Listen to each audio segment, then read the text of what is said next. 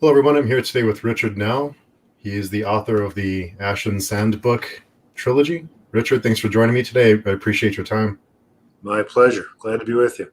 Yeah, I'm really excited. I wasn't sure if you'd have the time to sit and chat with a random guy on YouTube, but I always have time for random YouTubers. Actually, I want to get into YouTube. I've got like the green screen. I've got some of the equipment. I just have none of the skill. So, I'm gonna have to learn like the software and I don't know how to speak for 5 minutes without stumbling all over myself. But it's fun. yeah. Well, I don't have any skill either. I just know I learned how to edit out all the ums and the ahs and the really dumb things I say, which they add up pretty quick. Well, I'll have to get some tips from you. Yeah, yeah.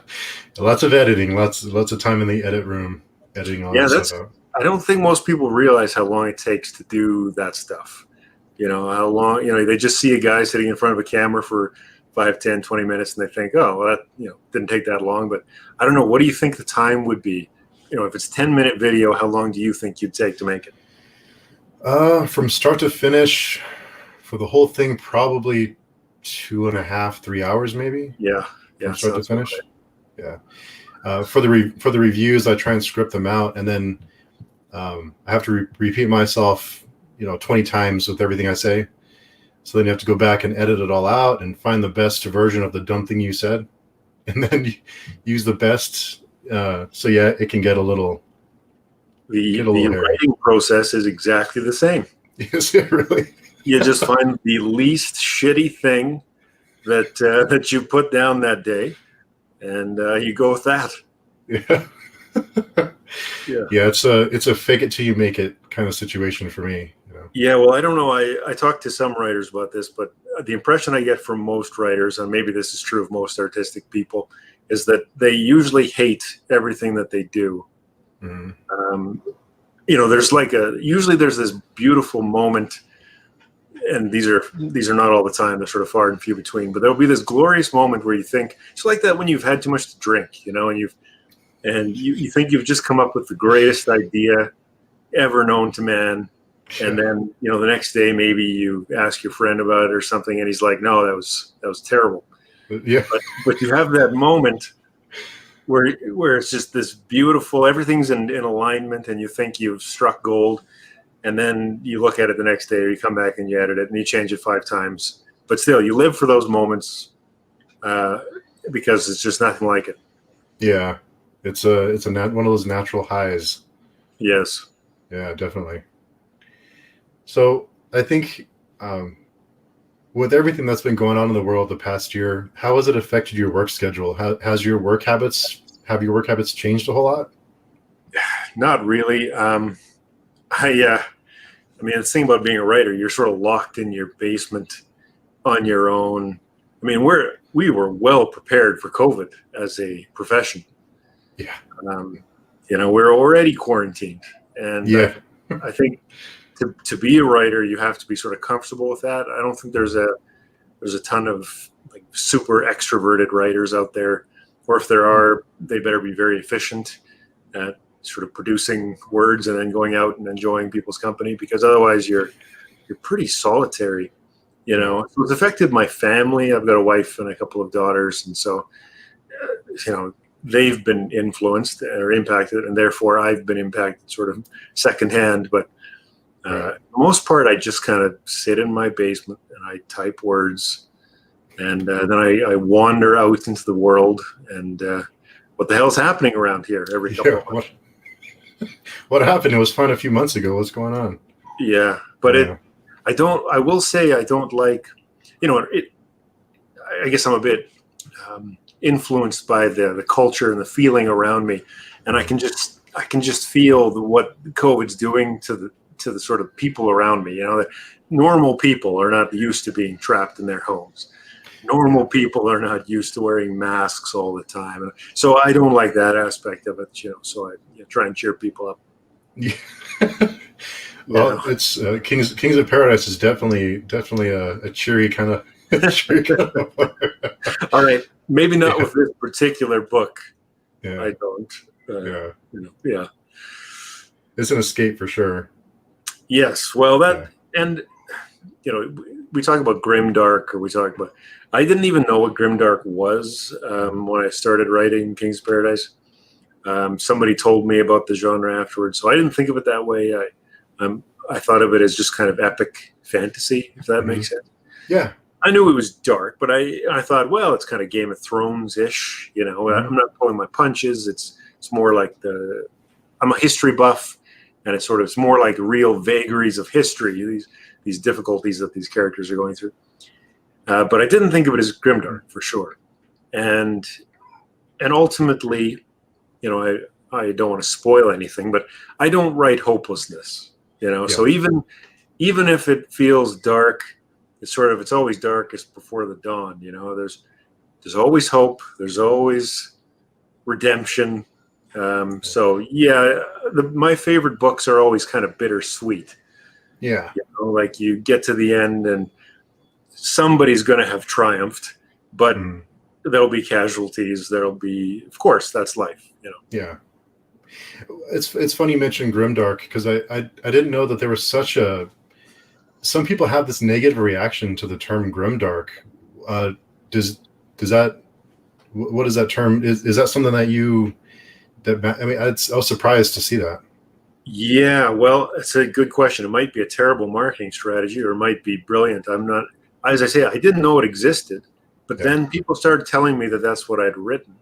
And I thought, well, maybe having genre is better than not having genre.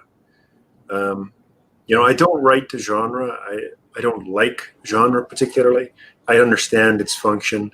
It's useful, and it's especially for marketing purposes. But the people who say, I want a book, an urban fantasy with a red bicycle and a protagonist who grew up in the Bronx and I don't like when people get that specific.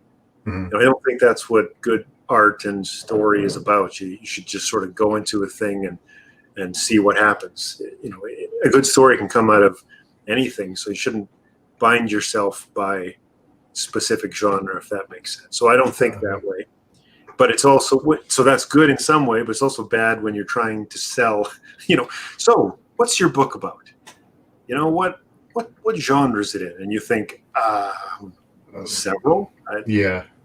What part of the book?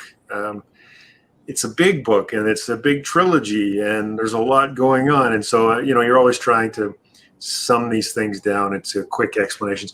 I find that actually guys like you, reviewers, bloggers, you can usually sum up my book better than I can.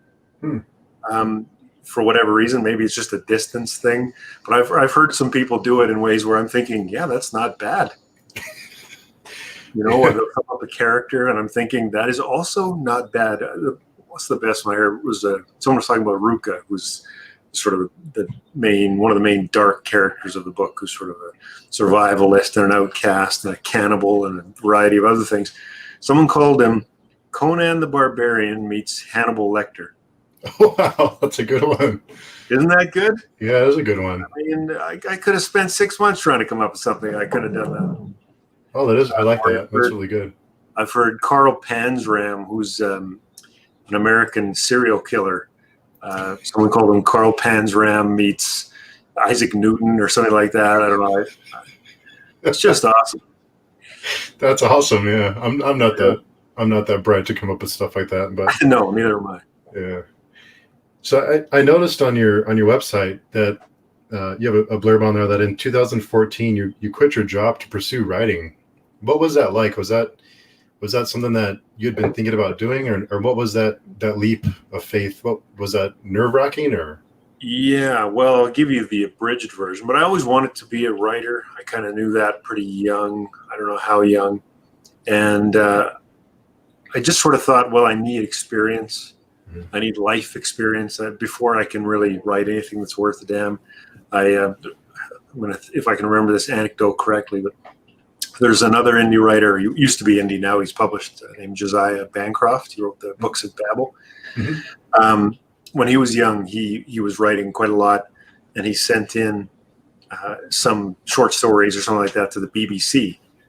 And they sent him a reply eventually that said, "We here at the BBC feel you should live more and write less." Wow. Yes. And so I sort of understood that implicitly for myself. I knew that when I was younger, I could maybe write something clever, but it was still not worth a damn. You know, you gotta know something about life to really write a story that anyone cares about, at least in my opinion. So I went out to get experience. And I went to university and I worked jobs, blue collar jobs. When I was young, I built patios and I worked in factories and I did all kinds of things. And then I got my degree and I tried to work in sort of journalism, let's say that kind of area for a while. But eventually, just through almost pure luck, I got a job in an insurance company. It was a proper job where I, had a paycheck bigger than I could possibly have imagined at the time, and had actual responsibility, which was terrifying, and all kinds of things. So I worked in, it was a government-owned insurance company. I live in Canada here, and we call it Crown companies. Anyway, so I did that for a number of years, and then I sort of saw the arc of my future. I could just sort of stay with this, you know what I mean? Like I could just work in an office forever, and it just horrified me so much that I basically just quit my job within the next couple of months. And I don't have any bad habits, particularly spending wise, so I was able to save quite a bit of money. And I just thought, well, to hell with it, with no real indication that this was a good idea from anyone. There was nobody saying, "Oh, I can't wait to nonsense." Or Richard, no. So I just did it, and I sort of told my wife that I was going to do it, and she's pretty practical. She's from the Philippines, so she was kind of horrified, I think, but she just thought, well, he's going to do it. There's not that much I can do about it. And so I did. And I sat at home for the next, I want to say 2 years writing without actually releasing anything. And at the end of that was Kings of Paradise. Wow.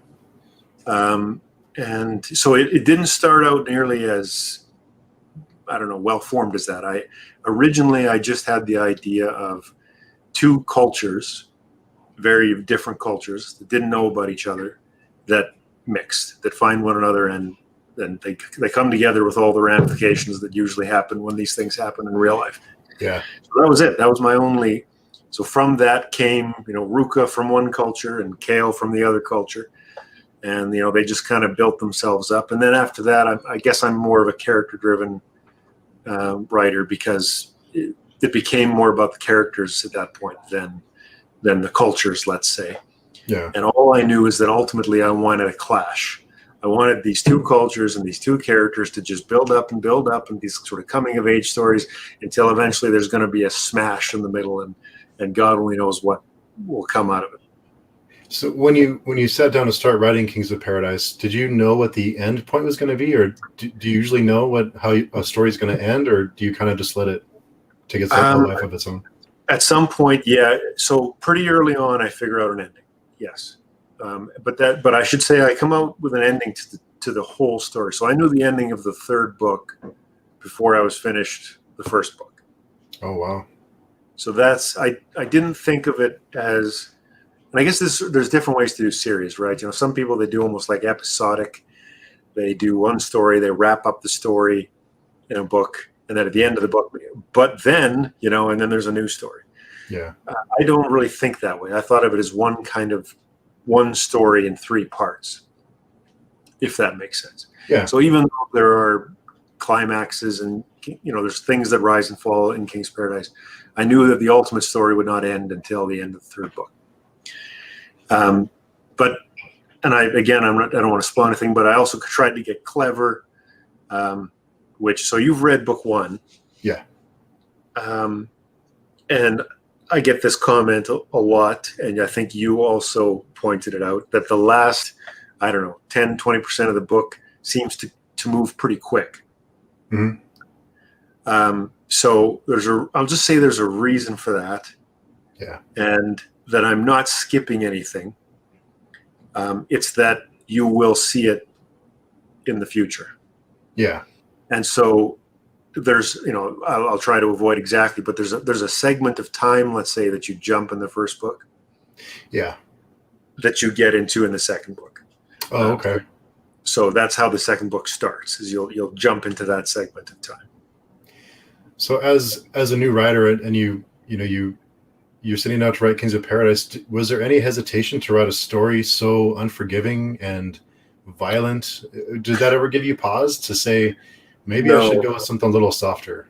No, I'm not at all smart about marketing. I'm not smart. It literally was not in my mind, like that I'm going to write to the correct genre and I'm going to sell 1 million books. And I'm thinking more that way now, to be honest. Mm-hmm. I'm starting to think, well, I should probably branch out and I should be a bit more careful about how I do this.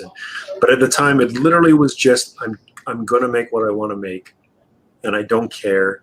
And honestly, I thought I pulled my punches a little bit. So that should tell you a little bit of how the inner mind works. But as I say, I love history, and history, there's nothing more grimdark than actual history. No, there's not. And so no matter what you think of what these characters go through in these books, real people have gone through worse. Yeah, it's true. Yeah. And it's funny because these days we're so comfortable. We live in a world, we don't even understand how many walls of protection are around us, and how fortunate we are, and how, even though people complain all the time about how difficult life is, no, it's not. It's, we've got refrigeration, we've got power plant, electricity, and clean water. I mean, just that alone, people have no. And so, there's misconceptions, or not misconceptions. There's beliefs about what dark actually looks like that I sort of don't share, just because maybe I know a bit more about history than the average person. And so I'm comparing my book to that, as opposed to my book to modern life, which is a very small slice of human history, and it's a miracle that we sort of take for granted. So was there any specific real life events in history that you researched while you were writing the book, and you kind of referenced, or you kind of took pieces from? Yeah, for sure. So that's always my starting point. When I write books, is I steal and I mix and match, and I from the real bits and pieces of history. So some of the names even you can find in different places. So there's a lot of Southeast Asian background drawn for the islanders and the continent. So Sri Khan, for example, that might ring a bell. It sounds quite a bit like Sri Lanka, or so there is even actually city-states that existed in Southeast Asia called the Pew, the Pew city-states. So I sort of stole that, and I took some of their culture and and then I mixed it with sort of Polynesian. So you've got the mythology and the religion is more Polynesian, like Rangi, Roa. Some of the gods are actually Polynesian gods, with a bit of a twist, let's put it. So I think, that's very common in fantasy. Most people don't realize how common it is. Even Lord of the Rings, let's say, like Middle Earth. Middle Earth is literally translated from Middenheim, which was the Norse sort of what they called Earth. And the reason that they called it Middle Earth was because they believed in a great tree, essentially, that was the universe. And that on the branches of the tree there were worlds, and in the middle of the tree that's our Earth, Middenheim, Middle Earth. And so Tolkien stole all kinds of stuff from Norse mythology and Anglo-Saxon mythology. So I've done something similar. And actually, I took my own I stole my own version from the Norse. So there's the Southeast Asian culture, and then there's the Men of Ash. And the reason I call them the Men of Ash is because, again, that is literally pulled right from the Danish. I think called themselves the Asko Mani, which is literally translated as the men of the ash tree, because they thought that the tree that held all the worlds was an ash tree. So literally they called themselves the Men of Ash. I did the same thing, but of course I have mine erupting out of a volcano. I think that's the mythology. Yeah. Wow. I didn't know any of that. That's really interesting. Yeah, there's lots of little things like that. Yeah. So I could go on, I'm sure, but I don't want to bore people. I'm always, No. I try and realize I like these things a lot more than normal people. And so I'll spend my time like researching the etymology of some obscure fact, but you've got to be careful not to put too much of that into a book, because you just interrupt the pace and the plot, and most people don't care, you know. Yeah. Well, I think it's really. I think most book readers would be interested to hear that kind of thing. I think that's really interesting. I didn't realize any of that. So Yeah. I look at the world and at Kings of Paradise in a different way. I was curious with the gods in the Kings of Paradise. Did you have all that planned out, or did you go with it? And No. So yeah, the cultures I built up just sort of slowly, and I wasn't sure what I wanted to do. I kind of thought I came up with Ruka's culture kind of first. Mhm. I wanted these sort of raiders. I wanted a tough, brutal, sort of out of the deserts or out of the mountains or out of the steppe, or some kind of a harsh warrior culture.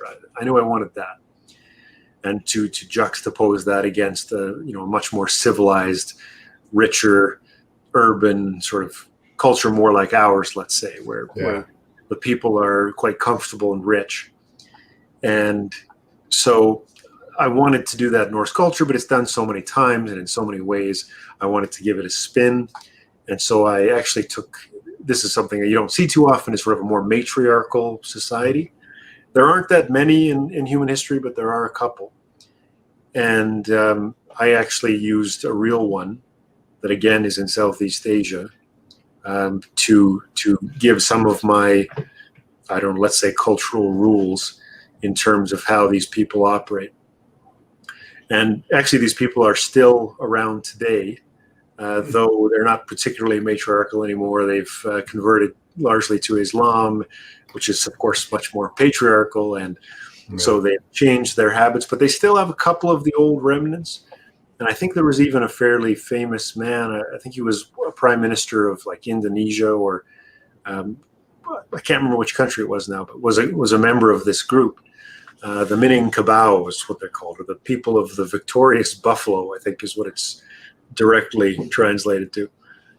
And one of their big things is that their women inherit.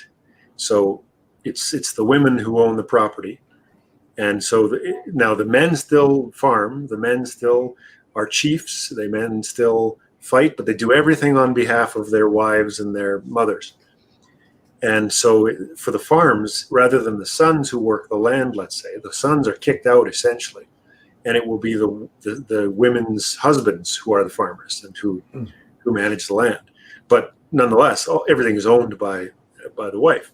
Oh. Now, this is complicated, and it's got pros and cons, because these men, let's call them very diasporic. In other words, they travel, because if you're a son in this culture, you're kicked out of the house as soon as you come of age, and you have to go off and make your way in the world and become useful.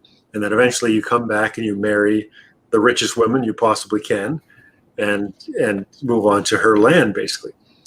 So I wanted to incorporate that into this sort of tough warrior culture and just see what the hell would happen. And I don't know, it worked out kind of interesting, I would say. Yeah. And I guess readers can decide that for themselves. But for me, it was very interesting to try and figure out how would it work. And even with the actual culture, especially these MINOR KOP, and this is true of our culture, when we think of a patriarchal culture and we think of, the women are being controlled, that's never true.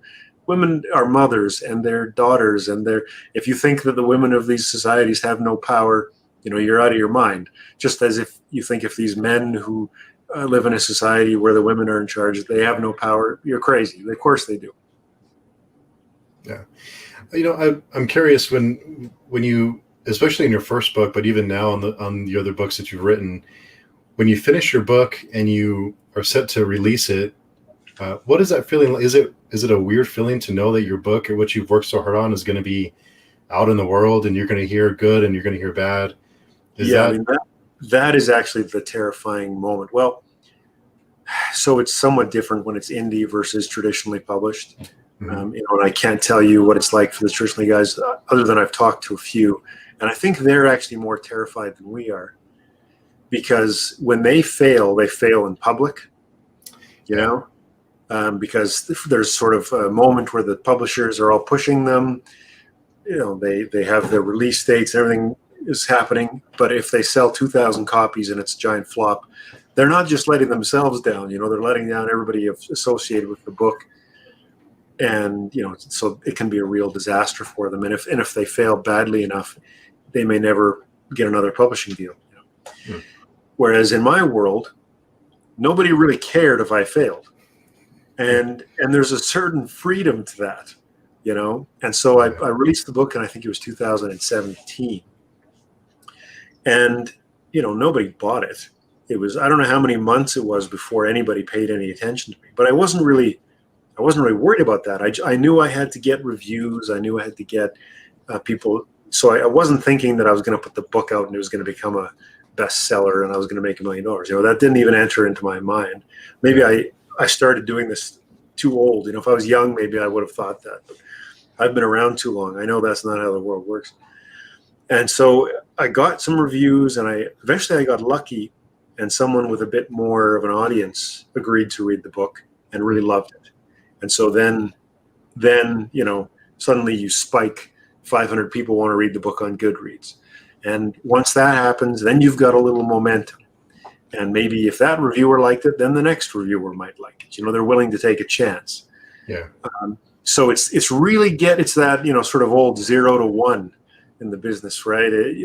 When you're at 0, it's really hard to make any progress whatsoever. So that's the most difficult stage for any writer in any business, anyone in the world, really. When you're at that 0 stage, it's just impossible to get some. But if you can get that, if you can get that momentum, and that's why it's so important one way that people do this is they try and build relationships, right? So if a guy like you is trying to write a book in the future, and you give an interview to a guy like me, and you say, hey, do you remember that time I gave that interview? Would you be willing to read my book? And I say, sure. And if I love it, or I don't have very many morals and I agree to push it anyways, then you say, okay, great, and you can use that little bit of momentum and you can go from there. So it's one part luck, and it's one part just getting the right people to read the book, and it's one part actually writing a book that is not a piece of shit. So you have to do that. You have to be able to produce a book that someone's going to really like. It doesn't have to be everyone. But it's got to be someone. So I know a little bit about publishing. Obviously, I'm from the outside looking at it, I just know a little bit. What have been your experiences in trying to get your work published? Is that 0? I haven't. Really? You haven't? Yeah, I never even. Basically, I thought, well, I'm stubborn, and I don't like to ask anybody for permission, and I don't like to wait, and I just thought I'd do it on my own. I thought, Amazon exists. Why do I need to? I could see that it was a huge market. I knew that it was eating up all this market share. So I just thought, well, why wouldn't I just go that route? If I can get into, I went to a cover artist, I went to an editor, I went to the same people that you'd go to if you work for a traditionally published company. And so it takes more work, and it takes more all kinds of little details that I don't really like. So that part of it's really annoying for me. But you can do it, and no one will stop you. So why not just do it? Why would you wait and ask some publishing company that is getting all these, people sending their books to them and begging them to publish it, and you go through the slush piles, and you got to be wildly lucky that you just land on the right desk at the right time, and I don't know. So I think the way to go forward for most writers is a hybrid model. I think you want to get published if you can with a traditional publisher, and maybe at some point I'll try and do this. And you want to go on your own, and you want to know how to go on your own. You want to know how to do everything so that nobody can sort of hold it over you, that you are at their mercy. You want to have, just like any business relationship, you want to have as much leverage as you can possibly have.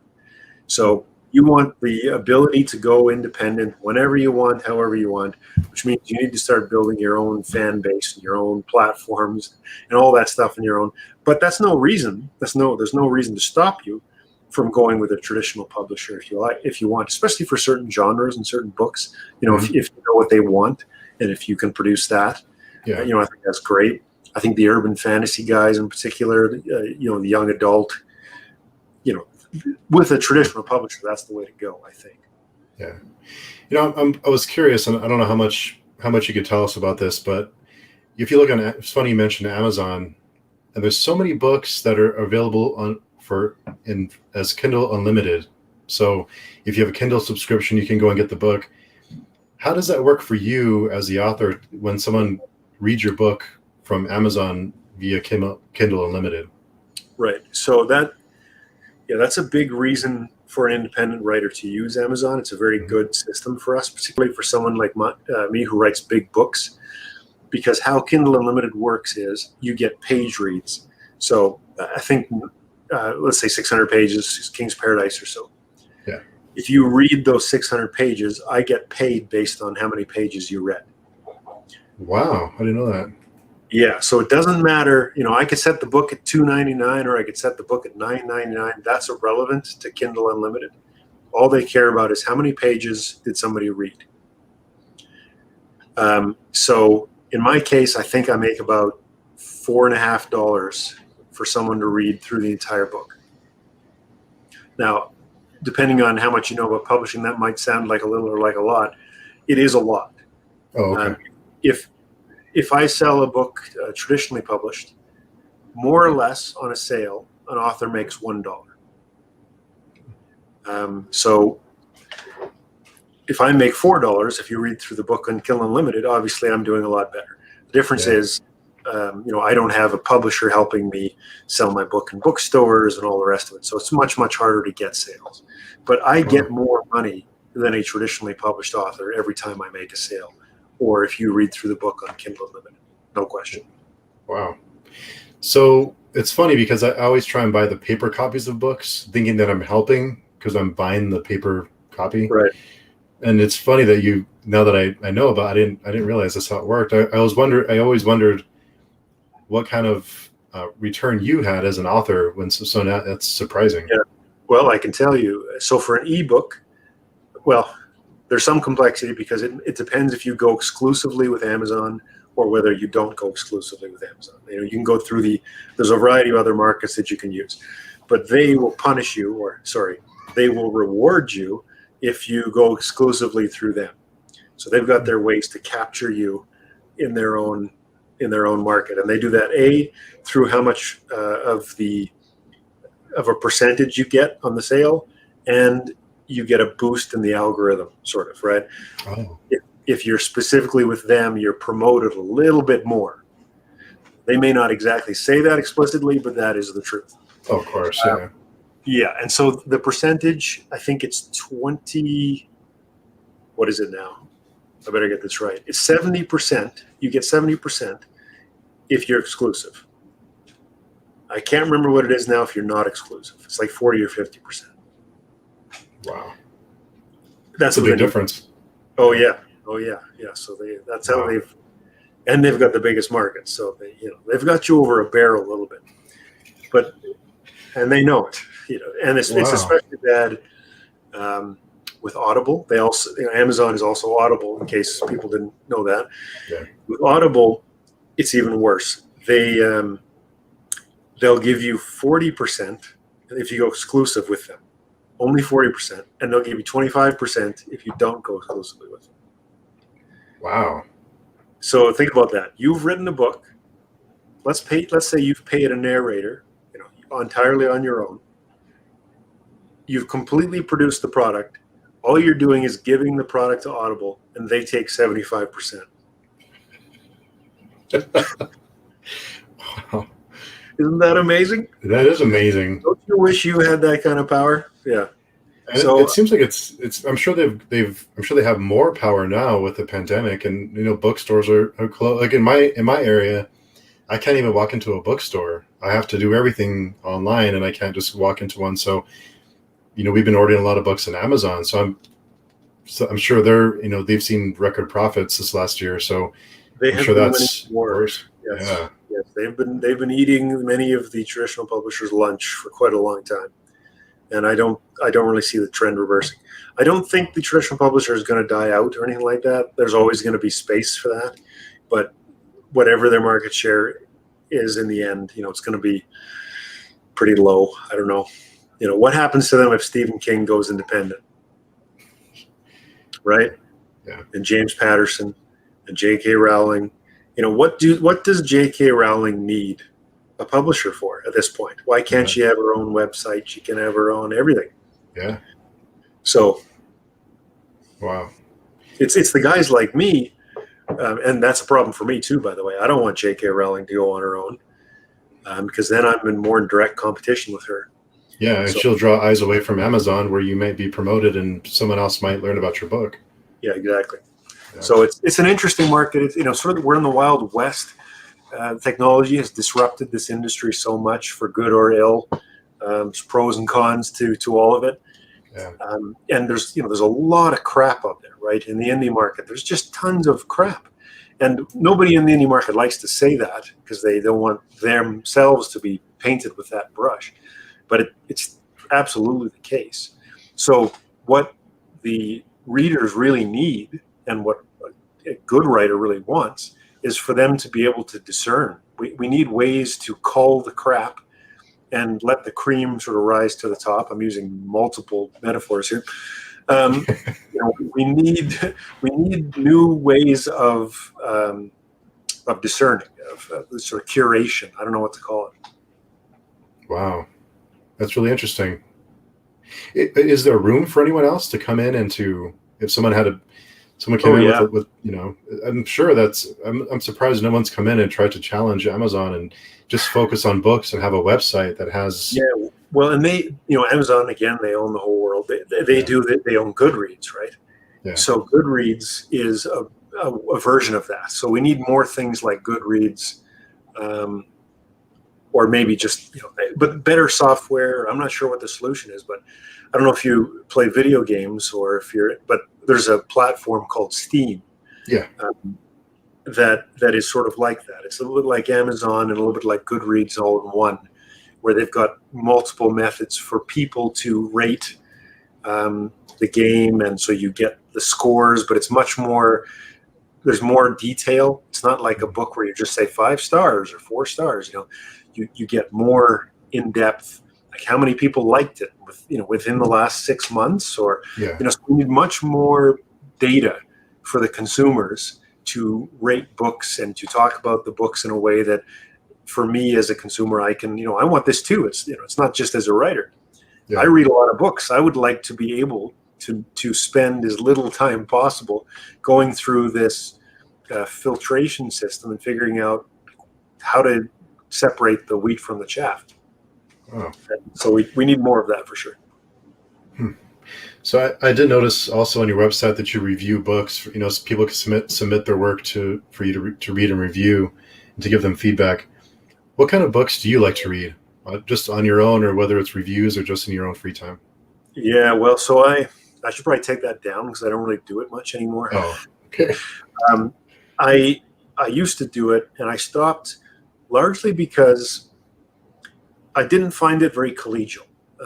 I don't want to lie. I'm not going to tell my readers I liked something when I didn't. And so if I read somebody's book and I didn't like it, and they're, especially if they're small indie writer or something, I don't want to sabotage them. I'm not trying to hurt anybody from making their living, or especially because I know how hard it is. So I'm not going to give somebody a bad review. So it just became kind of a waste of my time. But I'm happy to push a book that I really like. I'm happy to do that. But on my own time, especially fantasy, one problem with this profession I have unfortunately discovered is that I used to love reading fantasy, and now it's kind of work. I'm either judging it harshly in a sort of critical way. In other words, I'm trying to steal, how did he do this? Or I'm reading it very slowly and carefully, and I'm trying to learn from it. So that's not how you read for pleasure. you read for pleasure. You don't want to realize you're reading a book. You know what I mean? You want to just be lost in the story and go along. So what I do is I just read other genres. I read history, like historical fiction. I read horror. I read crime. I read anything and everything. But my favorite genre for sure is historical fiction. Yeah. And I just finished. I'm trying to think. The Khan Gulden series, the Mongol Empire, I think it's called. I'm not sure if that's the exact title, but it's about the rise of Genghis Khan and his sons. Are there any authors that you follow and you're always eager to read their work if they release a book? Yes and no. I'm pretty mercurial, which is a nice way of saying I have a short attention span. So I'm always on to the next thing. Whatever strikes my fancy, I'm really excited about it, and then I forget about it in a week. Yeah. But again, most of my favorite writers have been historical fiction writers. But like I love George Martin. I love Mark Lawrence. I was a huge Gemmell fan. I've liked all the, I like Salvatore. I'm not sure how to say his name. I like all the fantasy greats, basically. But again, I truly have, unfortunately, lost some pleasure reading fantasy. I imagine this is true, whatever your specialty is in life. Yeah. It becomes your, you know too much. You see the threads, you see the sausage being made, and it's just, there's something ruined about it. Whereas I can still listen to music, and I'm ignorant enough about music that I don't think about it. I just listen to it. I just enjoy it. I don't have to think like, oh, what do you do with that arpeggio there? Oh, what's the, I don't have to worry about it. Yeah. So it's an escape, and not. I think you start to associate it with work when it's just should be absolutely get away with. You mentioned there being a lot of chaff, a lot of books that just aren't very good. With the last 10 years or so, with a lot of fantasy material being adapted, do you think that's part of it? That a lot of people are trying to capitalize on all these books and everything being adapted into movies and TV shows? Yeah, it could be. I mean, it's probably multiple reasons. But one of the main reasons is that the barrier to entry, my story, for example, nobody stopped me. I could, some idiot like me can just write a book, go to Amazon, publish the book, and there's nothing to stop you. And so now as a reader, you're clicking through, I'm trying to find a fantasy book, and you find some idiot who can hardly speak the language or something and trying to tell a story. So there you have it. So that's one major problem. Mm. Then from the more traditionally published side, it's sort of like, journalism. I don't think, without trying to get into politics, I think a normal person would be perfectly happy to say that the profession of journalism is not what it used to be. Yeah. So same sort of issues is happening in the book business because they're being eroded, right? They're in a battle for their life. And so what do you do in that model? Well, one of the things that you give up is really seeking new talent and doing what you can to win that talent and to support it and to build it up. They don't have the time and they don't have the money to do that anymore. So how are they going to find the next Stephen Kings, the next J.K. Rowlings? The next J.K. Rowling is probably going to publish themselves independently, right? That is the problem that the big publishers have. Whether you use myself as an example or not, but you can use some other great indie writers that are still indie writers. Maybe Will White is a good example. The Cradle series, I don't know if you know. I haven't heard of that. So this guy has sold, I don't know how many books, but on Goodreads, he's got like hundreds of thousands of reviews. Wow. Okay. So as a general rule, you sell, I don't know, at least 10 times as many books as you've got reviews on Goodreads. So this guy has sold millions of books. He's sold probably hundreds of thousands of audiobooks. Why hasn't a traditional publisher snapped this guy up? I mean, it makes no sense, right? I mean, Yeah. it just makes no sense. So that is a really bad sign for them. It tells you that they're an industry that's in crisis. Let's put it that way. Yeah. And then partially there is some truth to what you're saying in that, once it becomes a fad or, everybody's like, oh my God, Game of Thrones made all this money, let's make the next Game of Thrones. You've got a bunch of idiots who are not passionate about it, who don't know what they're doing, who are all trying to make clones. It's a little bit like, Star Wars, right? Yeah. Star Wars, it created a whole new genre, and it took quite a bit of time for that genre to actually develop itself into really good series that deserve to be there, because at first you just got crap that was trying to follow it, and like just trying to pick up some of the pieces of copper lying around, but that's not how great art is made, right? Yeah, exactly. Well, I was curious, have you been approached about adapting any of your books? Once I was approached, yes, but in the film business, not that I understand it at all. Mm-hmm. One thing I do understand, mostly because I was approached and I'm thinking, oh God, what do I do? How does this work? They will option a book. So what they do is they pay you a little bit of money, and they say you are not allowed to sell this book to anyone else without coming to us first. That's all that means. Okay. So you're locked in other words, right? Well, you're not locked in. All it means is you have to at least give them the chance. Okay. Is there a time limit on that, or? And they'll stick a time limit on it. So they'll option it for a year, 2 years, whatever.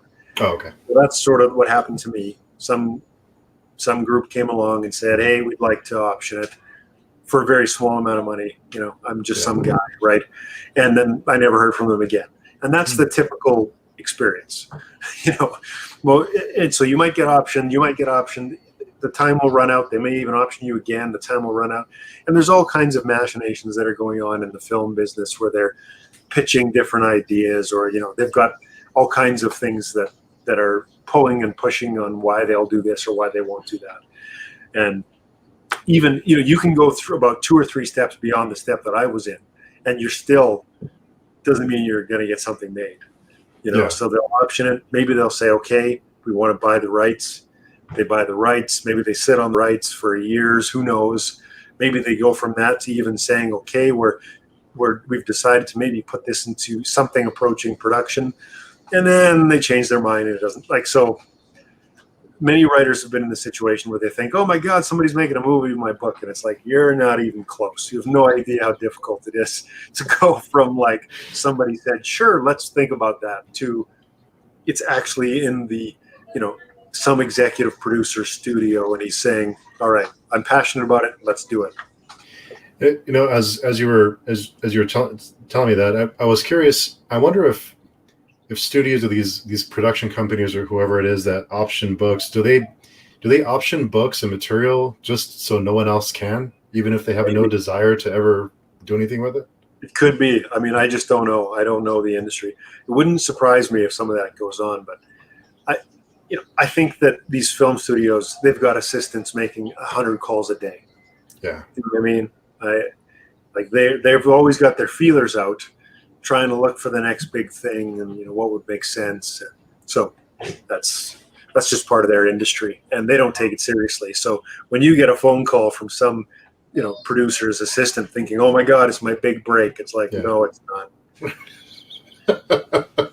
That is a tiny little baby step on the massive route to Oh, wow. When you're working on one of your books, do you have someone in your life that you bounce ideas off of, that you have read your book and kind of get feedback from them?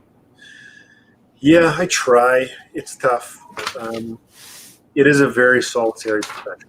At the end of the day, you really want to do that if you can. If you've got people who are fantasy readers in your life, people who you can trust to tell you the truth, or at least that you can trust to have an authentic opinion, But I think this was Neil Gaiman who said this, but you're saying when you give your book to beta readers or whoever, when they say something's wrong, they're almost always right. But when they tell you how to fix it, they're always wrong. Yeah. So, you need to take what people tell you with a grain of salt, but you do need to take it seriously. So if you've got 5 people who are all saying sort of the same thing, like, I didn't like this character, I didn't like this scene, or I don't understand what's happening. You need to think about that. But usually when they tell you, you should do X, Y, Z to fix it, it doesn't work because they don't understand, why maybe you had a thing done that way, or why it connects to 10 other things that you're trying to set. But so you're going to have to fix it. But I do find beta readers useful. But usually I have a pretty polished draft. I'll go through 2 drafts before I give the book to a beta reader. Oh, wow.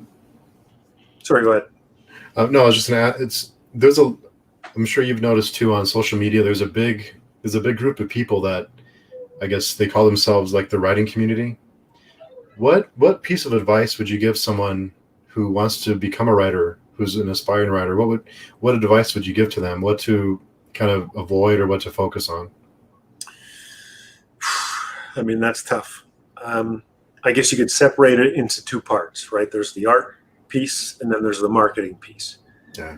And I won't say I'm an expert on the art piece, but I like to think I'm better at that part of it. So I guess let me ask you this: which piece do you think is more valuable to talk about? I would maybe think the marketing side. Yeah. Okay. Yeah. So we touched on this a little bit, I think, back when I was talking about going from sort of 0 to 1, right? I mean, you have to get someone to read your book. This is I think it was a Stephen Pressfield quote. No one wants to read your nonsense. That's understand that. That should be your baseline understanding of the world. It's not that they don't like you. It's nothing like that. They've got 50 million things to think about. They're thinking about their girlfriend and they're losing their job and the 10 people they've already promised to do a review for. They're already feeling overwhelmed. They don't have the time. They don't have anything. So anything you can do to make it a little easier for them. So do your research on a reviewer, let's say. Figure out what kind of books they like. Figure out how overwhelmed they are. And then slowly, gently, politely try and say, here are the reasons I think you might like to read this book. Don't pressure them. Don't give them a time. Don't say, I need this done by 2 months from now because I'm releasing this. They don't care and they don't like you as soon as you say that. So don't do that. Just be very nice, be very pleasant, especially with reviewers and bloggers. But then you can also approach writers. Writers are actually maybe even a better to approach because they don't get 1,000 emails a day from idiots just like you saying, hey, read my book. It's special, I promise. But you need to go to writers that are not huge. You try and find people in a similar situation to you or a little above. If you've got 10 reviews, ask a guy with 50 reviews to look at your book. Just try and stay within your wheelhouse a little bit. And then you can try and build personal relationships with people. Yeah. But be authentic. Don't be trying to weasel your way into things. People can always sniff you out. You've got to be authentic in whatever you're doing. And if that means you have to avoid certain social media, like for me, I'm on Twitter, but I almost never tweet. Yeah. It's a landmine. It's a field full of landmines. Well, I find I have almost nothing that I want to say in 140 characters and a meme. I'm just not that guy. Okay, but there are guys who are really good at memeing and posting quick little short abrupt messages and getting people to lol and whatever it is you do on the internet. So there's people who are good at that, and if you're good at that, great. That's your make use of that. So whereas I'm more of I like Reddit a little bit more, where it's more in depth. People can post longer messages and go back and forth. So I like that a bit more. Honestly, I'm not a huge social media guy anyways. I wouldn't have it. I've got a flip phone, for God's sakes. I don't even have a smartphone. Yeah. So just my advice is find your wheelhouse. Find what you are good at so that you can be authentic on that platform, and then use it to make connections with people and try and get them to read your stuff. But long before you get there, you have to believe that what you're doing is actually worth their time. If that makes sense.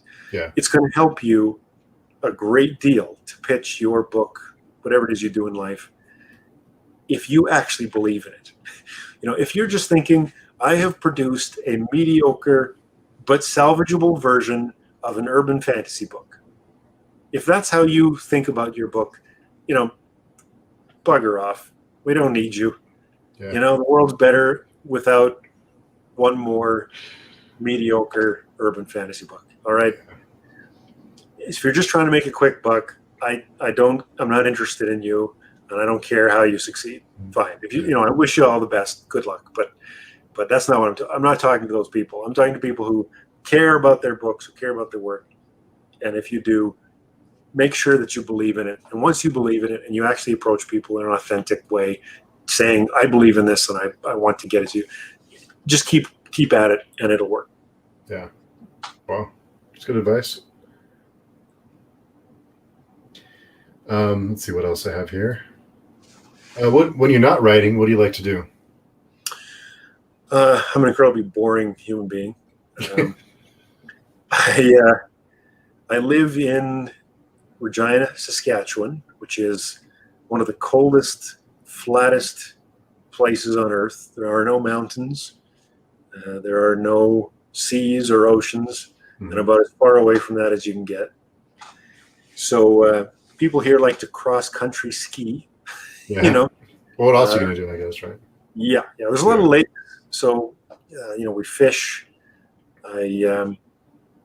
My family's actually from a farm originally, so I spend a lot of time out there, and I'm sort of half blue collar, half white collar sort of individual. I can ride tractors, and I can do these sorts of things.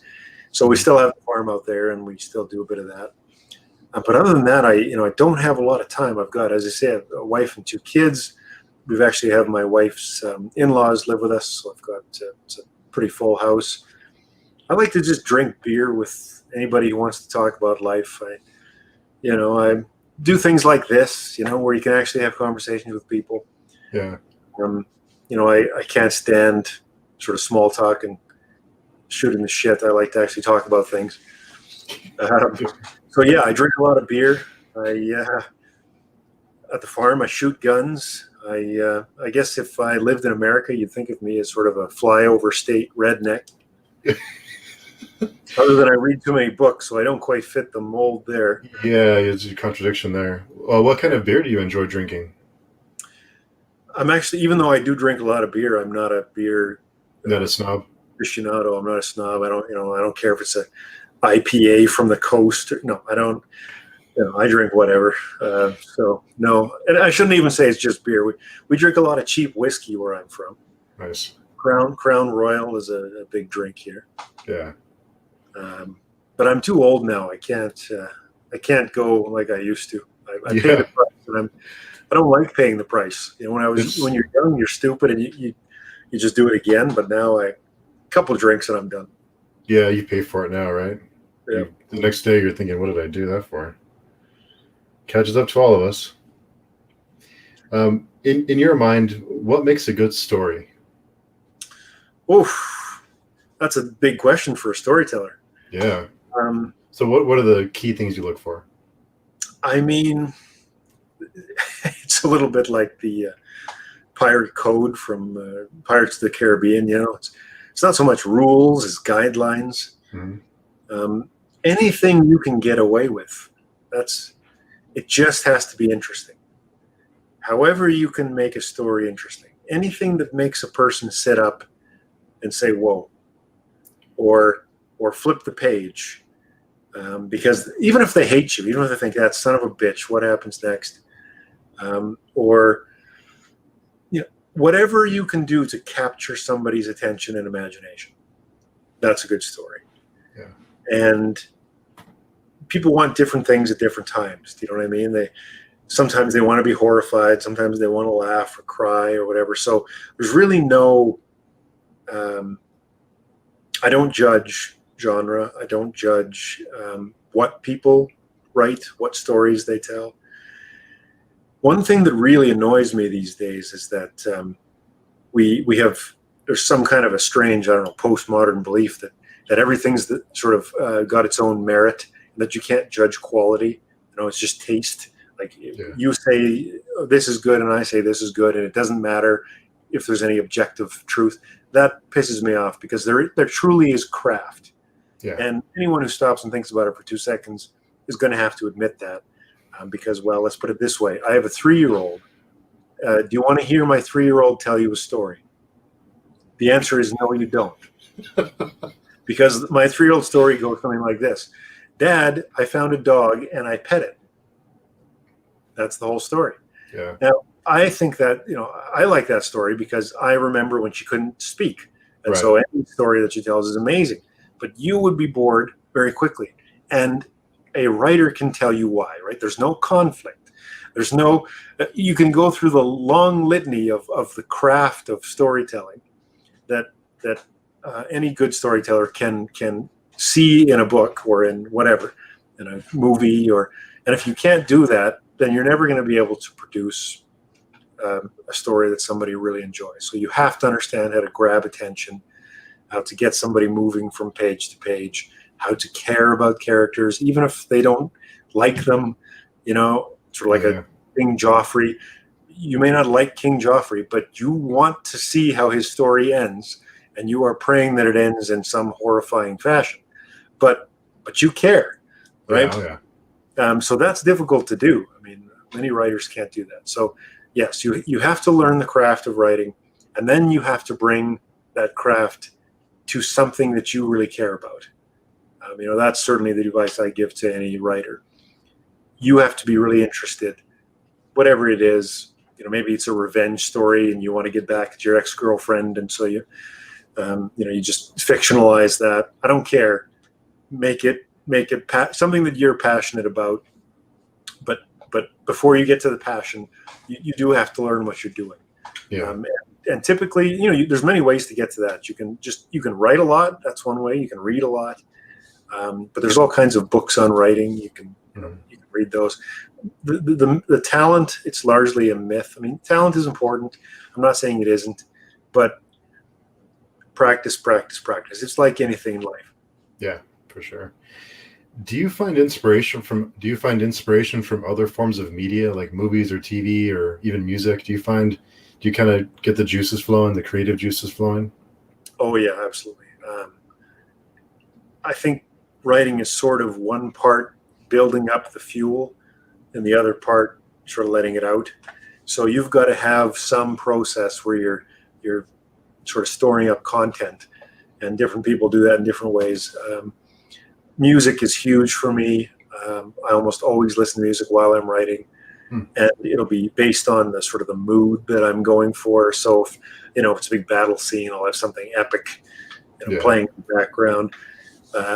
If it's a bit more sad, or I try and match the tones. Often certain artists or certain songs will get associated with certain characters, and so whenever I'm doing that character, I'll listen to that. But yeah, I wish I had more time, but definitely I read, I watch movies, I play video games, I try and store up anything I want. But try convincing your wife as you're playing a video game you're actually working. Yeah, that may not work out so well. Yeah, it's like, no, I realize it looks like I'm sitting on the couch for 5 hours watching, the Lord of the Rings trilogy, but actually I'm working. Yeah, it's research. Absolutely. Yeah. What games are you playing? Are you playing any video games that you've been? Oh, what am I playing now? Even though I hate it, and I don't know why I keep playing it, Darkest Dungeon. It's a game I've gone back and forth with. I used to like the MMOs. I don't have time anymore. I wish I did. Yeah. I used to be. I don't know if I could. I guess I could say I was addicted for a little while to some of the MMOs, and it's scary when you look at the time you've spent. They have that command. It feels like time played or something, and you look at the hours and days you spend in front of. I wish they didn't have that feature. Yeah, they should. I don't know whose idea that was to put it in. It was a terrible idea. They should have never done that. Yeah, you're like, oh, look how many hundreds of hours or whatever it is I've wasted in my life. Yeah, look how many days of my life I've spent looking at this screen and this little person on my screen. Yeah, but it's Yeah, so these days I look for something that's just a bit faster, yeah, something that I can load up, play for 45 minutes or something, and then punch out. yeah. With MMOs, a lot of it was set up. You have to kind of get your gear. So by the time you got to wherever you were going, you were in for 45 minutes just to get to where you wanted to be and prepared, and everyone else ready. It's a young man's game. Definitely, yeah. When you're in university or whatever, when you've got the time. Yeah, exactly. So this is something I was curious about, and I was kind of surprised to hear different perspectives on this one. But how do you deal with writer's block? I don't really get writer's block. That's not what stops me. What stops me is undisciplined, lazy, no good personality that in my perfect world, I would be sleeping on a beach with a Mai Tai, my face buried in some woman's breasts. I'm just I'm an addict personality. I just I have terrible sort of unambitious sort of baseline personality where I'm not interested in writing 15 books. Thank you very much. Just leave me alone. So I'm always forcing myself to get more productive, to get up out of bed and do what I got to do and put in the time and all the rest of it. So that's really my issue. The only thing that makes me do this is that I've got some horrifying dark creature in my brain that won't leave me alone. And even now sometimes when I jog or I'll work out or something, I can still hear Ruka. Yeah. So I get a character in my brain like that, and he won't leave me alone. And so that's often what inspires me to get up and, okay, I got to tell this guy's story, because then he'll stop bothering me, and I can go back to being a lazy scoundrel again. Basically. Do they leave you alone after you tell the story? No. Sometimes they do. Ruka has not. So his story is not done. And actually, right now I'm writing a book called Dark Sea's End, which will be another series called Beyond Ash and Sand. Oh, wow. So I won't explain anything about that because I don't want to do anything spoiler for this current series. Yeah. But yes, there's still more to tell in that world for sure. So writer's block, I think there's different kinds of writers. I think there's one where you've got a lot going on and maybe you've got 10 ideas and it's just you're trying to get to them. Mm-hmm. And then you've got writers who are always trying to get the next idea. I'm the first kind. I've got 10 books that would like to get written. Unfortunately, they only have me to write them. And so we'll see how long it takes for me to do that. But I've definitely got 10 ideas just waiting in the wings. Yeah, well, that's good. How do you deal with negative reviews? Is it something that you've had to adjust to reading and to dealing with? Not so much. I just sort of take them as they come. I know most people say writers have really thin skins, and again, maybe it's because I started later. I was 31 or something, 32 when I started writing. So I've been through, tough employee evaluations. I've lost jobs. I've suffered triumphs and tragedies in my life. So by the time you get to somebody gave you a mean review on a website, you think, well, who cares? Yeah. Though I do take them seriously, I will, especially if the person is given a thoughtful review. Mm-hmm. If somebody says, I didn't like it, I DNF'd it, I hated it, and that's it. I really don't care. That doesn't make any difference to me. But if somebody says, 4 paragraphs, these are the reasons I didn't like it, walks me through it, and I can see that they, have really thought about it, I'll take that on board. I'll think, okay, why did that happen? What is it that person is onto? And I'll really pay attention to that and make adjustments. Really, I've definitely bad reviews are probably more useful than good reviews. Though good reviews are still nice, especially if somebody says specifically what they liked, because you can think, okay, well, how did I do that? I should do that again. Yeah. Huh, that's interesting.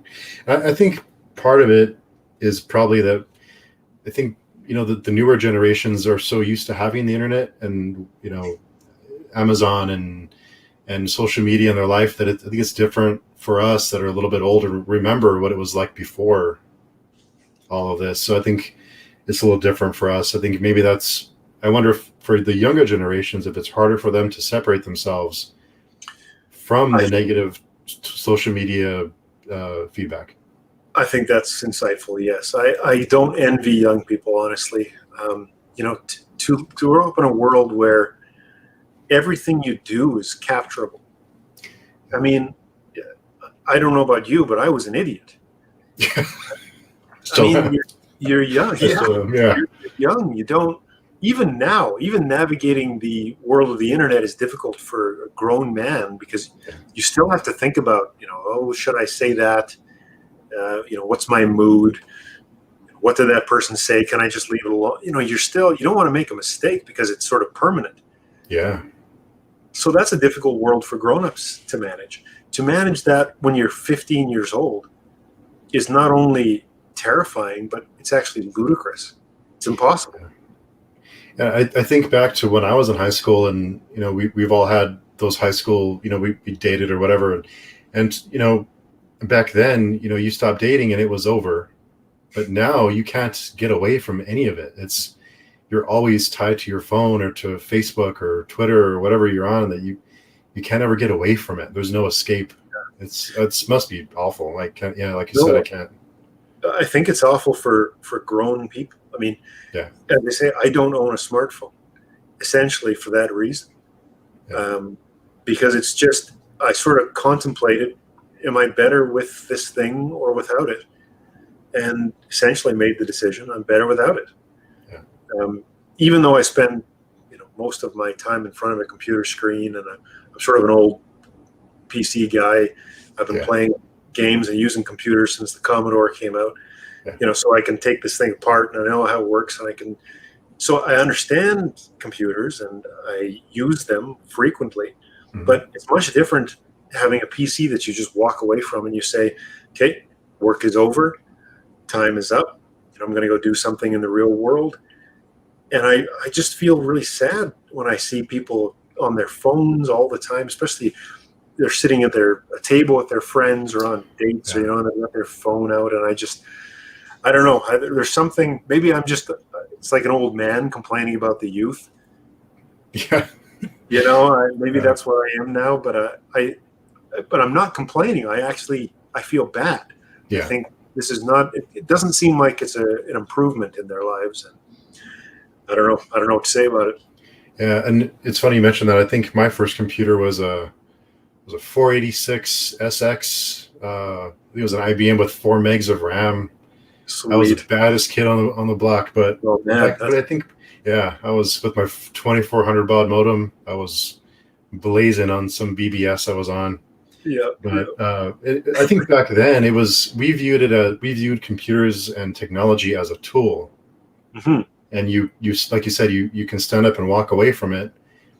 But now with most people have a smartphone in their pocket, and there's no getting away from it because they're always connected to it. And that's what's scary to me, is there's no escape.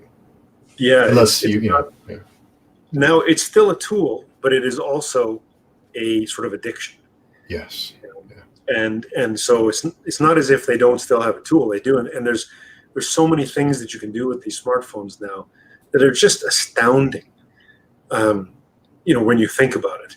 Yeah. So it's not as if I don't understand, and I don't think they're going away. I mean, there's no way that people are going to give up that kind of power, unless you're a very strange individual like me. But I don't don't know how you get away from the downsides. Anyway, so it'll be an interesting to see how the next generation handles these problems. Yeah, it will be for sure. Let's see. So I was curious about this one. Do you model characters after someone you know? Every writer does, absolutely. Because of course you know people in your personal life the best. Yeah. You can know historical figures, you can know fictional characters, and you can do all kinds of wonderful things with that. And you can know yourself, and hopefully you've got some depth in your own personality that you can just pluck out little pieces and throw them into your characters. But of course, yeah, you're going to take pieces of people you know, and don't fuck with a writer, because they will immortalize you in fiction. Yeah. kind of like a lot of music, musical artists. They'll write about breakups, and they'll roast their exes in their music. Yeah, they're probably even worse. Yeah, they can get pretty brutal. Musicians, for whatever reason, their lives are more interesting to people. Yeah. And so, people are going to know who their boyfriends and their girlfriends are. So they break up with somebody, and then they write a song about what a piece of crap somebody that they just dated was. And you're like, well, okay. Yeah, that was fast. If you were to write a spin-off about a side character, which character would it be? Wow. I guess it depends what you mean by side character, but I can make that judgment call myself, I suppose. Well, yeah. I have to say the most amusing character, the sort of, for me, a slight little break in the difficulty of writing this series as a general rule, was Asna. Yeah.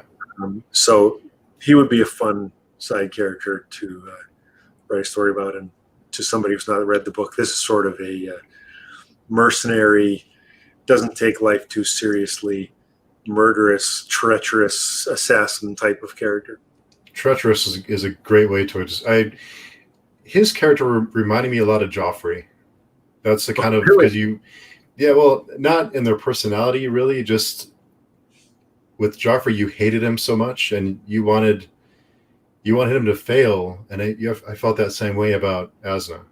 That's just funny. He's so awful that you want to be there when he falls, because or you want to be there when he fails, because he's such an and just his attitude, and he's so upfront and in your face about it.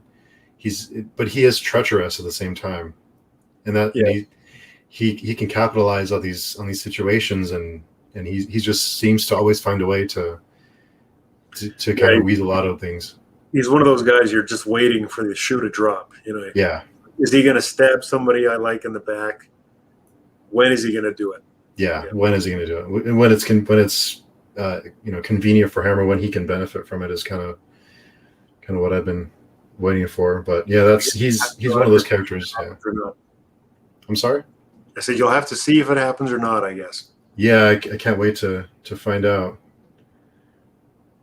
If you could sit down and speak with another author and ask them questions, who would it be? Oh, wow. Any author. Any author, alive or dead? Either one. Well, these days, it'd be interesting to talk to George Martin. There's no doubt about that. Yeah. Just because he does kind of what I do, similar styles, and he's been in the business for so long. And he went from sort of, let's say, decent success to meteoric. But he's truly a craftsman. He's not one of these people who hit the lottery. You know what I mean? Yeah. He's one of those guys where his overnight success story took 25 years. Whereas a lot of the other, even like a J.K. Rowling, though I do have a lot of respect for J.K. Rowling, she's not George Martin. She hit it out of the park with her first book. That is not what Martin did. So it would be really interesting to hear what that journey was like, and actually he was one of my. I didn't even know who he was, but I watched an old TV series called The Outer Limits. I don't know if you remember this. I do, yeah. And one of his stories, which was from a short story called The Sand Kings, it's about this, basically a collector who lives on some, it might even be an alien world. I'm not sure if it's Earth or not. I don't think it is. Who gets these huge, or they start out as fairly small, like ants, essentially, like ants in an ant farm. Yeah. You remember this? I do. The actor in it was a brother. Was it? It was. I forget his name. Yeah, I can't help. He was a brother. He was some other actor's brother. I think there's a couple of brothers that act. I can't remember his name, but yeah, I remember that episode. Yeah, it was like a colony, right? It was sort of a sci-fi story originally, but the Outer Limits version took it and made it a bit more approachable. They put the guy on Earth, and it wasn't aliens. It was like more of a fantasy thing. So this was like the original George Martin story was actually an alien species. Anyway, so I saw this in the Outer Limits. I saw this Sand King story where these insects, they're like intelligent, and they craft these religious artifices, like they have almost relics that they build in the image of their owner, and they treat him like a god. And when he treats them well, they worship him, and they think of him as a benevolent god. And then when he treats them poorly, they start to think he's a tyrant god, and they start modeling their own behavior after him to be more evil and nasty. And eventually they break out and kill him and kill everyone. And it's this thing. I was so struck by that story when I watched Outer Limits. I just thought this was amazing. And I didn't even know it was George Martin. And it wasn't until years later that I read in a collection of his short stories, The Sand Kings, and I thought, holy shit, this was him. I had no idea that was him. And I looked up into his background, and I realized he'd written all this stuff for TV, and I found all his short stories. And then, even though I knew this all about him, this was before I'd read Game of Thrones, I read about Dunk and Egg, which is this from a story called The Hedge Knight, which was a short story he'd written in the Game of Thrones and the Song of Ice and Fire universe. Which again, I was struck by this Dunk and Egg and this Hedge Knight, and this guy goes into this tournament where he stands in for this. He's not even a real knight, basically, or doesn't belong, but he's an incredible fighter, and he basically wins this tournament, but then he's discovered and he's saved by this other very noble character who turns out to be like, a Targaryen or something, like an Aegon Targaryen. And I didn't know any of the Song of Ice and Fire until I saw that later, and I thought, again, that George Martin. He can tell you a story. He doesn't need all the background.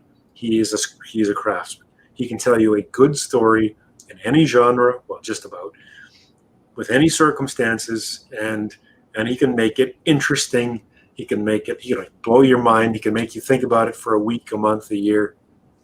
And that's how you know he's actually a gifted, brilliant writer who's done the work. And most writers cannot do that. Yeah. They may have a one-hit wonder, or they may have one series that appeals to a certain group of people, and it may even be wildly popular and wildly successful, but that's it. They can't do that again. They cannot appeal to more than one group of people, maybe. And George Martin can definitely do it. I almost feel for him, because I'm not sure. Have you seen all 8 seasons of the TV show? Yes, I have, and I think I know where it's going. Yeah. So I almost feel for him, because I think he saw the reaction of the way that it ended, and whether or not that was the direction he wanted to go. I almost feel bad for him that I can't imagine the amount of pressure he has to, number one, finish the story the way he wants to, and number two, the concern he must have to finish it to not get the same reaction that the TV show got. I mean, that must be an awful feeling, and it's like you can't win. No, he can't. It's a tragedy. It really is. This masterwork that either won't be finished by him, or at all. And he's not the youngest, healthiest individual in the world. So, I'm one of the types that I wouldn't give him shit. I'd be sending him, a diet plan or an exercise regimen. Come on, George, we gotta get you a little more time here, buddy. Yeah. But yes, you can understand how it happened because you've got all these actors and you've got all these people who are associated with the show, and so you can't stop them. He's too nice. He's not going to say, nope, you can't finish it. I'm going to be the one to finish it. But to not have the writer be the one to finish that series, it's a tragedy. I cannot imagine. I just cannot imagine. So I understand how it happened, but I have a bad feeling that he may never finish it, just for the reason you've described. And he gets a lot of grief. I noticed a lot of people are angry with him that he doesn't have a release date, and it's our story. And I know that a lot of the reaction is because they love the story, but they turn it to anger against him instead of just saying, hey, when it's done, we'll read it. Aren't people great? Yeah. You son of a bitch for producing something I cared so much about. You've made me this angry. Yeah. It's like, why not just thanks? Yeah. Thanks for the previous work. On the other hand, I sympathize. Yeah. And on unfinished stories, human beings are not good with unfinished stories. Yeah. We are narrative-based creatures. We want a beginning, a middle, and we want a goddamn ending. And if you don't give people their endings, I mean, you drive them crazy. So I get it. And this was actually a big thing for me when I wrote Ash and Sand. And this is why I always write endings, pretty early into the series, because I know, and I'm like this too, that if I can't stick the landing, if I can't stick the ending, then it's not worth it. Yeah. You've really made a promise that you haven't delivered. And even though I truly understand it from the writer's perspective, I get it. It's hard. That is your obligation. I mean, you've made the promise. Deliver on the promise. If you can't deliver on the promise, you probably shouldn't write smaller stories. You know what I mean? If you don't think you can finish a trilogy, don't write a trilogy. It's just not a good idea. Having said that, I know he's a bit more of a pantser. He's a bit more of a he doesn't do that. He doesn't write an ending and then write to it. He sort of just lets it go where it goes. And so I think he just let it get away from him. Yeah. That's what happened to him. He put too many irons in the fire.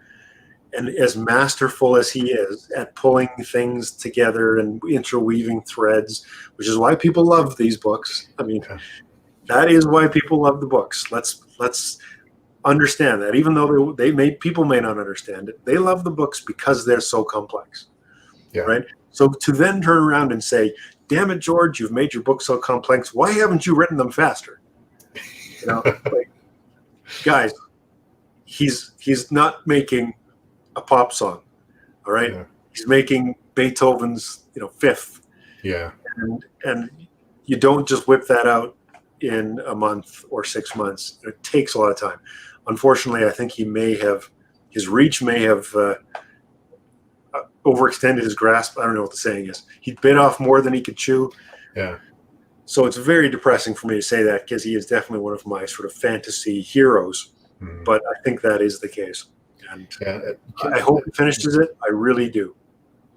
And I would imagine once the show started gaining all this, because it was this flashpoint, it was this huge cultural, everyone was around the water cooler talking about it after every episode. So I'm sure he had a bunch of people in his ear telling him what he should do or what he shouldn't do, or when is it going to be ready. And that must be overwhelming. Yeah. You've got the readers on one side. You've got the television people on the other side. I mean, I don't know. There's some big writers have talked about the sort of double-edged sword of success, where they get the pressure and they get the, just all of the trappings that come with success. And, I know, like J.K. Rowling, she produced a like a pseudonym, or a lot of big name writers will produce a pseudonym to write under a different name, basically trying to escape the pressure. And sometimes they do it just for branding reasons, but sometimes it's so that they're almost trying to prove to themselves, can I do this without my name, without that huge fan base, that fame and the success that I've already achieved? Can I actually just produce a book that people would love without all the pressure and without all the expectations? Yeah. Wow. And unfortunately, I think a lot of them find out they can't. It's kind of sad, but often when they do that, except for some of the very, very good writers, they find that actually they're limited. They don't have the skill to branch out, and that they were quite lucky. A lot of success in life, whether it's fiction or anything else, is just luck. Mm-hmm. And it's unfortunate, I guess, but that's reality. Yeah, one of those things. Right place at the right time. Yeah. So before I let you go, I wanted to set aside a little bit of time at the end to ask you some spoiler questions about Kings of Paradise. Okay. So I think you already answered my first question, was about the world, and if you had that in mind before you started the book. I was curious because I think I mentioned in my review that I'm not a big fan of coming of age stories, and I love the journey these characters take. It was really interesting, and I loved seeing the characters grow through the book. Did you take any of your own experiences and use it in the book for what the characters went through? Yeah, when I was a young guy, I ate a kid, actually. No, not that one. Okay. Yeah, it's funny because I don't particularly like coming of age stories either. Yeah, you didn't see that coming, did you? I didn't see that coming. That was good. I don't like coming of age stories that much either. But the reason I don't like them, for the most part, is because I can't stand whiny, unpurposeful, is that a word? Characters who just kind of are acted upon and make stupid mistakes. Yeah. And, so I don't like all of that. So I don't write characters like that. There's a bit of that with Kale, obviously. Yeah. Because, of course, when you're young, you're going to make mistakes and you're going to act childish. But nonetheless, I write purposeful characters that have ambition, or if they don't have ambition, they're not totally incompetent. So I really like to see a character who is competent, act competently, and then still fail, if that makes sense. So it's not that they made some terrible mistake or that they're an idiot. So with coming of age stories, the advantage of them is that you can really get people hooked onto a character early. Yeah. And you can get them to understand where that character's coming from. So it was particularly useful with Ruka. And so then I wanted to contrast the two characters. So when I did it with Ruka, I sort of had to do it with Kale, if that makes sense. Yeah. So with Ruka's story in particular, and because he's not, I don't think anybody would call him an incompetent or he's not a typical coming of age character that blunders into mistake after mistake. He's sort of a pretty meteoric rise, Yeah. And then the question really is, as you're watching his story, that I'm hoping the reader is asking themselves is, why am I okay with this? Yeah. He's done these terrible things. Can he still be redeemed? Can he still be, a heroic character? Does what happened to him when he was young justify the decisions he makes when he's older? These kinds of questions. And it's really hard to get that sort of those deeper questions if you don't go pretty far back. It's funny you mentioned that. Yeah, it's funny you mentioned that, because with Ruka, he does all these awful things, and I still didn't hate him. Right. Yeah. It was more of just, what are you doing? Yeah, some people do hate him. Yeah. But some people are like, well, when I was first trying to market the book, I was sort of coming up with Team Kale and Team Ruka. Yeah. And I would make a joke that it says a lot about, I know a lot about you based on which team you're on. Yeah. And there's some truth to that. I mean, Yeah. but, for whatever reason, the typical experience, men of a certain age like Ruka more. So it's sort of men who are maybe 30 plus. Mm-hmm. Maybe they empathize with him, or they understand him, or I'm not sure what's going on there. Well, I have my own sort of beliefs about this, but he is a very, let's call it a masculine character, right? He suffers many of the things that a grown man will understand in terms of trying to find his way in life, being rejected, through different ways, and sort of discovering his own power, and what he does with that. And so I think there are some themes there that capture the attention of particularly men, but men of a certain age, and they tend to be more on Team Ruka, whereas it seems like women tend to be a bit more on Team Kale. That's not always the case, but that seems to be a general rule. That's interesting. I didn't think of that. It's very interesting. Yeah. And I may be way off base here, but Kale, reading his character, I felt like you had a personal connection with him. Like it was that he's a character that is special to you somehow, because something about him, just you felt like he had meaning to you. I mean, he's definitely more like me. I think that is fair to say. Yeah. But in many ways, he's not too. So, writers always take little pieces of themselves and they put themselves in character. And then, but it's funny when people will say, like, who are you the most like in a story? And I'm like, none of them. I hope I'm not like Ruka. It's funny, especially with bad characters, people think like, oh, is that what he really thinks? No, not. We make villains, okay? Now, but a villain is only good if you can give him a point of view which is empathizable. Again, not a word. You have to understand where the villain has to have a point. Right. And I'm not saying Rook is the villain, by the way, but I'm just saying a good villain, a good gray character, a good anti-hero. He has to have a point of view that makes sense. He has to have a point. So, Ruka will say, well, these priestesses are corrupt. Yes, they are. So it's hard to say, well, he shouldn't be against the priestesses. Well, maybe he should be. On the other hand, and he even admits this at some point in the book, he's saying the priestesses are not responsible for this shithole of a land we live in. Right. It's a frozen wasteland. And no matter how corrupt or not corrupt the government is, we still don't make enough food. We still die every winter. And so you can see that he's struggling with that. He's both hates these priestesses because of his sort of his personal reasons, but he's also objective enough to understand, well, I can't blame the whole world's problems on them. Yeah, it's a machine.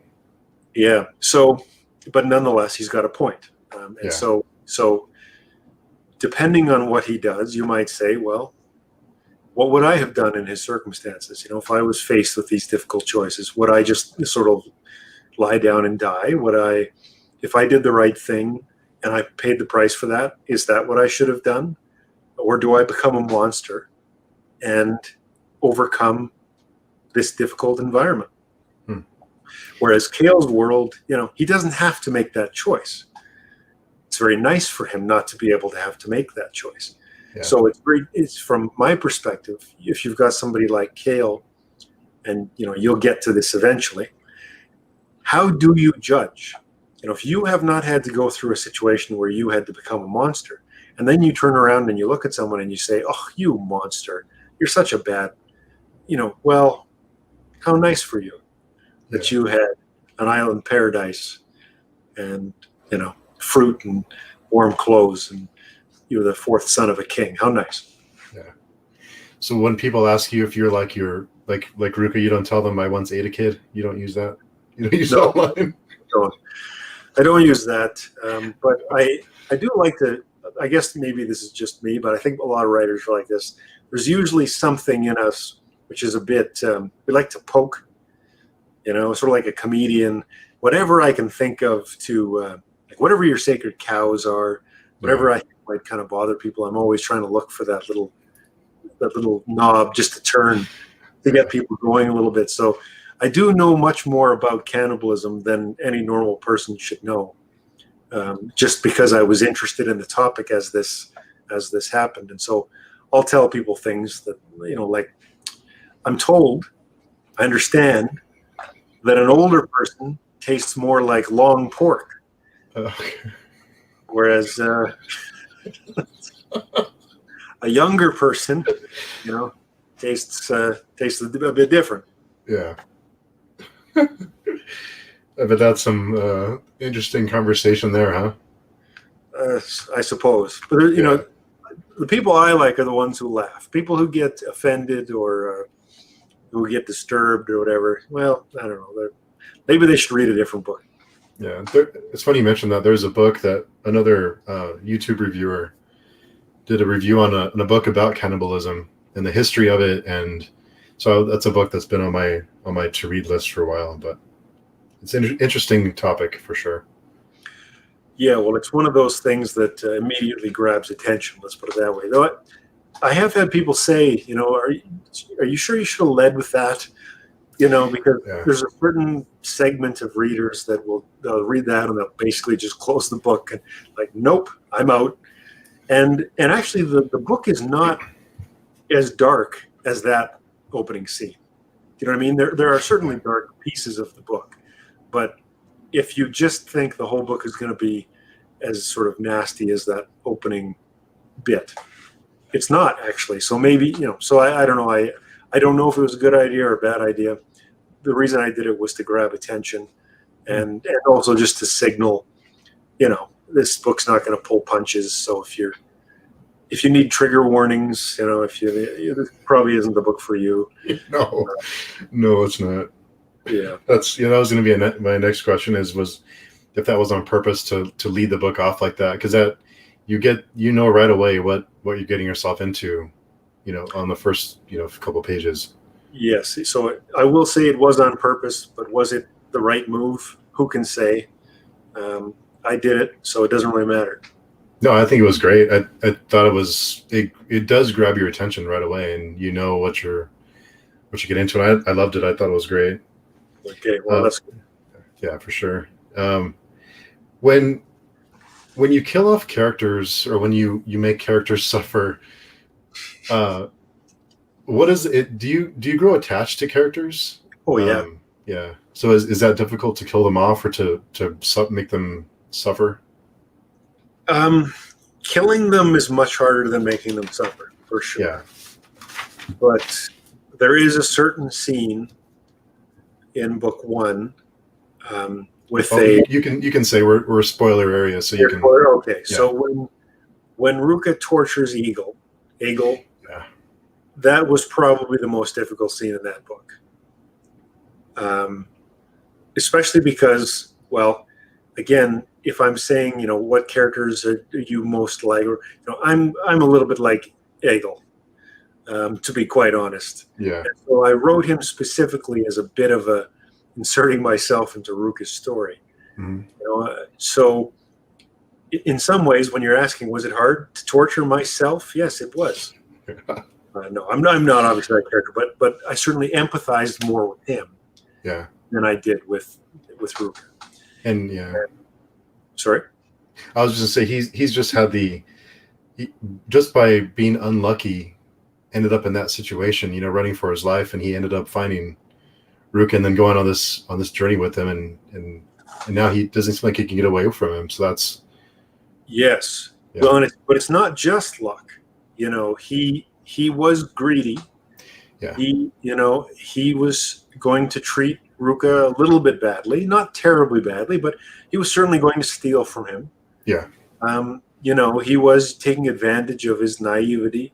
So it's important in life to point out where you've gone wrong and where you've made your own mistakes. And so there's no question that Eagle makes his own mistakes. But did he deserve that? You know, I think we can all agree, no, he didn't. And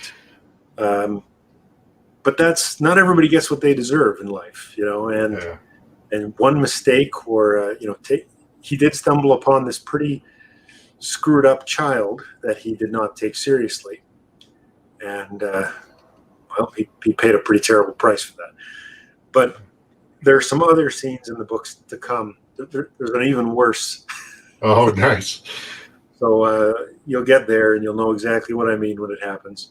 But it was also very difficult for me to do. When Ruka comes back for Eagle and comes into his house, and you know, you got the impression Eagle's just kind of getting on with his life, and he shows up again, and you get this sinking feeling in your gut that he'll never be free of him. He'll always just be there, and he can never get away from him. That is also the feeling that Eagle has. Yeah. So that was really well. That was really well done, I thought. Good. Well, yeah. I mean, there's sort of a relationship there that's quite complicated, and I would say it continues to be complicated. Yeah. Throughout the series, and there's a scene. You know, we won't really spoil much for you, but there's a scene with Eagle in the second or third book. I can't even remember now, but somebody else is asking for his opinion on Ruka, and you know, sort of saying something quite negative, let's say, and Eagle sort of comes up with the point that it's not for you to judge, you know, it's for me to judge. You know, I may judge him for what he did to me and for what he is, but that's my sort of right as a victim, if that makes sense. Yeah. So as I say, there's a very mixed feeling where he sort of has things that he respects, and yet he doesn't forget the past. Neither of them do. I think that's fair to say. But yeah, it's a complicated relationship. When after the brothers Misha and Shauna take Ruka's food, and Ruka follows them back, and where Dalla is with them, with the brothers, I thought for sure that you were not going to go through it. I thought he's going to team up with them. They're going to reason with him. They're going to end up being a group together. Something's going to happen. There's no way this is going to end. And the way that he kills them was another one of those moments that it just, wow. I mean, I'm glad you did it, because so many times in fantasy, I think we get comfortable and we kind of, well, someone's going to come in and save them. Someone's going to say something that Ruka will ease off. But he went through with it, you know, in this brutal, violent way. Yes. Well, and people talk about the violence in the book, and I hope it comes across this way. I don't use violence just for gratuitous violence. Yeah. But it's very important to me that violence is shown as horrific as it truly is. You know, it really annoys me when I read fantasy books and, you know, the protagonist dances through the battle in an epic blaze of glory, and like cutting down people like they don't matter, and he's not affected by it, and he comes out and it's this wonderful art. You know, how many times have you seen that old art, you know, that trope of, you know, battle being an art? You know, it's not fucking art. Violence is horrific and terrifying and chaotic. And once it starts, you know, you just have no idea where it's going to end. And the fear that engulfs people in all sides of a conflict, but even if they're competent, you know, even if they know how to use a sword or a gun, whatever it is. You know, I know a lot of soldiers in my life, and it's just not like you see it in pretty much every fantasy book you've ever read. And I understand, because most fantasy writers have never even been in a fist fight. Yeah. Okay. But real violence is horrific, and it affects everybody. it affects the people who cause it, and affects the people who suffer. So I try and take it seriously, and I try and show it in the way that, it's not over quickly. It's not, Yeah. people take a long time to die, generally speaking. So, you can't go, as I said, I pull my punches. At least that's how I think of it. But I don't want to be flippant, and I don't want to show violence in a way that is not respecting the act. Mhm. And so, particularly if it's a protagonist or if it's an important character that engages in a violent act, I think to do the subject justice. And you see this all the time with sexual violence these days. If somebody wants to display sexual violence, everybody agrees that it should be treated as a very important, understood. Like, if you're going to do it, you better do it right. Right. Right? Nobody wants to see somebody a victim of sexual violence in a flippant way in modern fiction. You will be castigated immediately by pretty much everyone. And yet, we let people get away with showing violence with extremely sort of shallow ways. And I think, in a way, that sort of violence is more horrific than sexual violence. At least with sexual violence, you survive. I mean, when we're talking about somebody being murdered, I mean, surely that's worse. So anyway, that's how I think of it.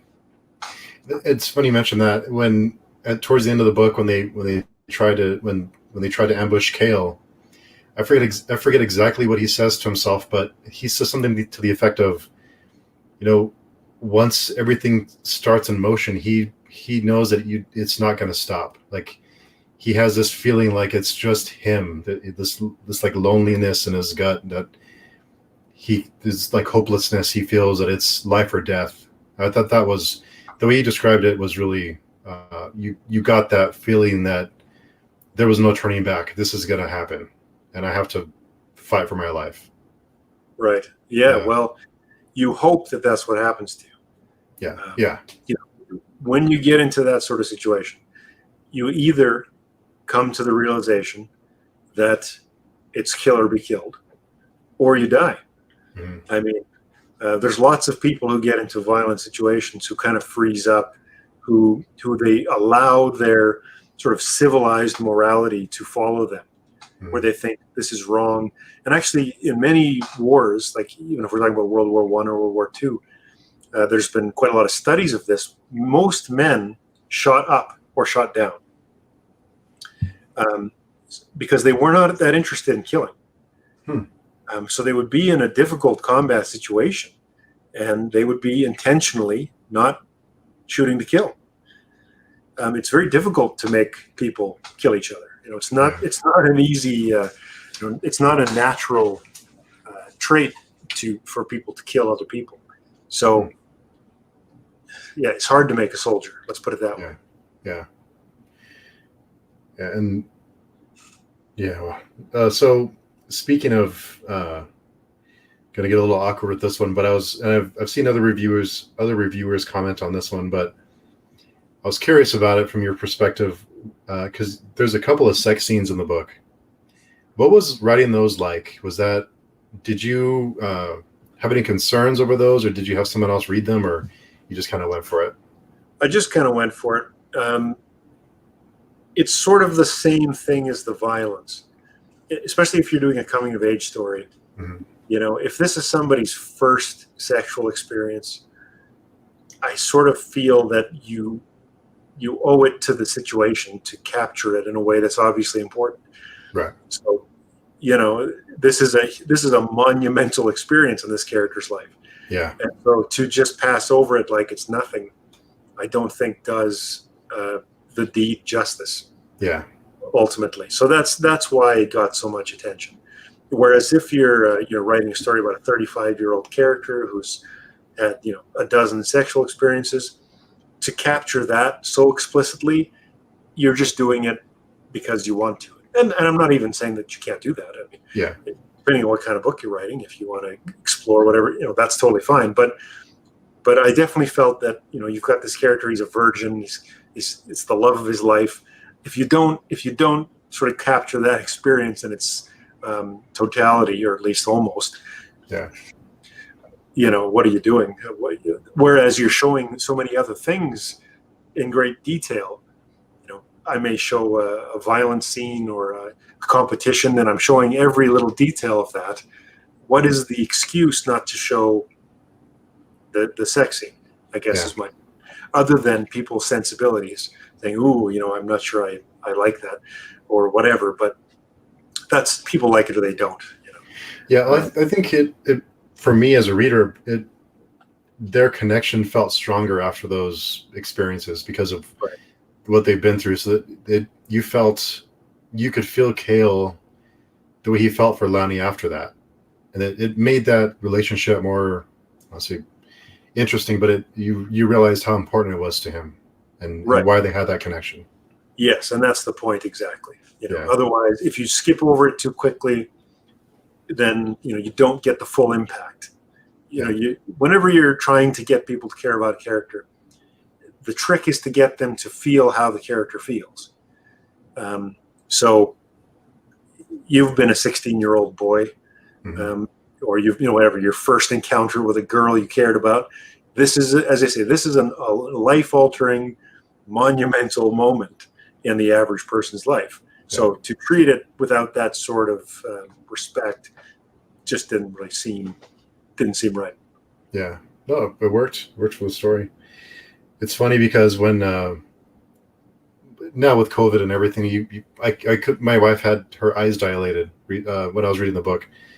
So I went and I was in the parking lot reading the book, and I had the windows down and waited for her to get out of her appointment. And the scene where the king tells Cale he's about to get castrated, I had this reaction, and this woman was walking across and kind of had to stop and look at me. But because you had already set the table and you had already established that you will do these things, I thought he's gonna get castrated and he's gonna be.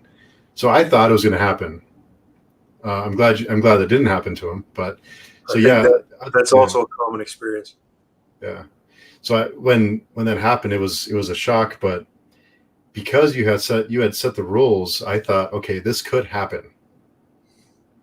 And I was worried for him. And most other books or entertainment, you don't really worry about that kind of thing. But because you had already gone there and done these things before, I thought he could be castrated. This might happen. Yeah. Again, this is why I pay so much homage to a George Martin style writer. This is why you set those stakes. That's why you do the horrifying thing, so that when you put a character in a difficult situation, the reader's thinking, yeah, this could go either way. He could do this. Yeah. And it just builds up so much more tension so quickly after that. So it takes time to set up the initial difficulty, and you've got to kind of hurt people a little bit, right, to get them there.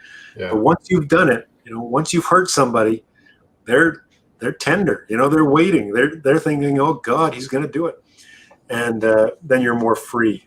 Unfortunately, sometimes once you've done that, and this happens to me later in the series, you actually do have to go through with it, even if you don't want to. Yeah. And it's a tragedy for the writer as well, I assure you. And I had written a scene later in the series, not going through with it with a certain character, and I had to admit to myself that I just didn't want to do it. So there is one more of those that you can look forward to. Nice. And I think I was going to ask you about your villains, because the villains were really well done. And Asna, I had written down specifically that he was a great villain. Who's the villain? Well, I don't know if you could say the villain, but yeah, exactly. But the thing is, in this world and growing up in this environment, you understand why they are the way they are. You may not agree with them, but you kind of with Ruka, the things that he does, you because of what he's been through and the things that he's had to endure. I don't want to see you understand it, but you kind of sympathize for him, and he becomes kind of like the angel and the devil on your shoulder, with Kale being the angel and could be the devil on the other end of the shoulder. So yeah, well, I'll be interested to hear your thoughts, after book 2 and 3. yeah. So yeah. Just, there's sort of a journey that happens there in theory, if I've done my job, where, I would agree in the first book, it's pretty clear that, if there's going to be a good guy, it's Kale. And if there's going to be a bad guy, it's Ruka. So there is some play that's going to happen there where, by the end of the second, third book, is that still the case?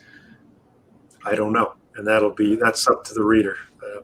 I don't have the answers to some of these questions myself. I just sort of throw it all out there and say, well, let's see what sticks. Yeah, with Kale, you kind of get the impression that because he's I don't want to say gullible, but there's people who are taking advantage of him, and you wonder who will finally say the right things or do the right things to use him as a tool to get what they want done. With Ruka, he's not that guy. So with Kale, that's what I worry about with him. And I see. I think that's fairly insightful. Yep, I think that's perfectly reasonable. Yeah.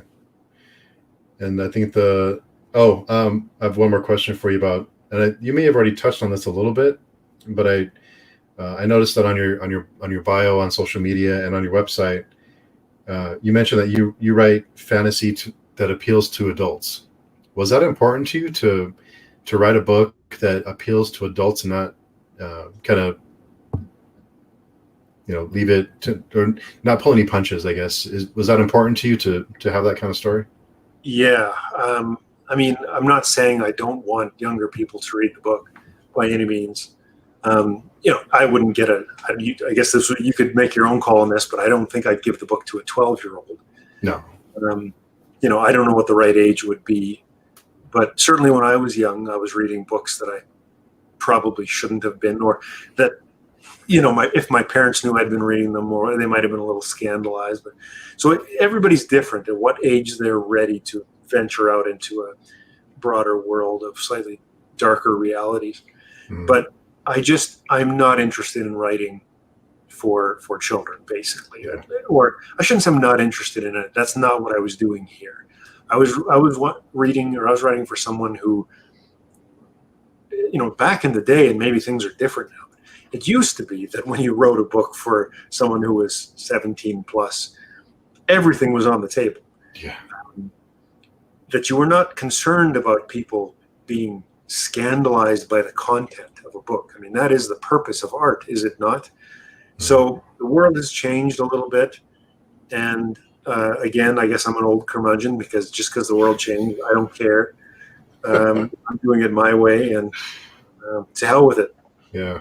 So I wanted to write a story that even though it's fantasy, is using lies to tell the truth, that is based on reality, based on real human beings, real events that are perfectly reasonable to have happened in history. And as I say, from that perspective, I still pull my punches. The things that happen in real life would make a normal writer, that if it wasn't me writing King's Paradise, blush. So that's what I'm writing for. I'm trying to write a story that reflects human reality, and then with fantasy thrown in. Mm. So whether, if you want to call that grimdark, if you want to call that, well, that's up to you. But people should read more history books. Yeah.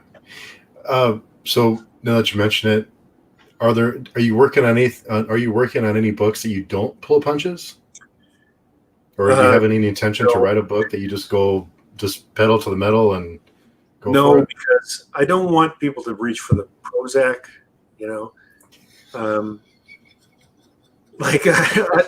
even though I want it to reflect reality, you have to recognize that your job as a writer is to entertain people. So it's very difficult to go too dark. I would like to learn, for example, my next book is going to be a little bit funnier than these books.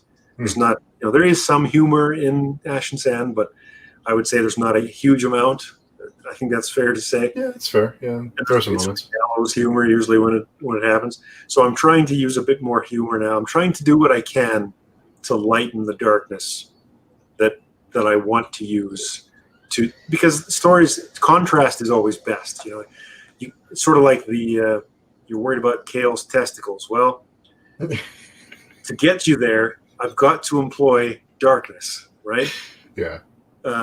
So if you're going to employ that kind of darkness, I don't want to depress people. I don't want people to come out of an experience reading a book sad.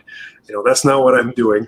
So I've got to be able to give them a bit of light and a bit of dark, and you got to mix that in appropriate amounts. So I'm actually writing 2 books right now. The one is basically it's this Beyond Ash and Sand. It's in the same world as these stories, and the other is almost like a lit RPG.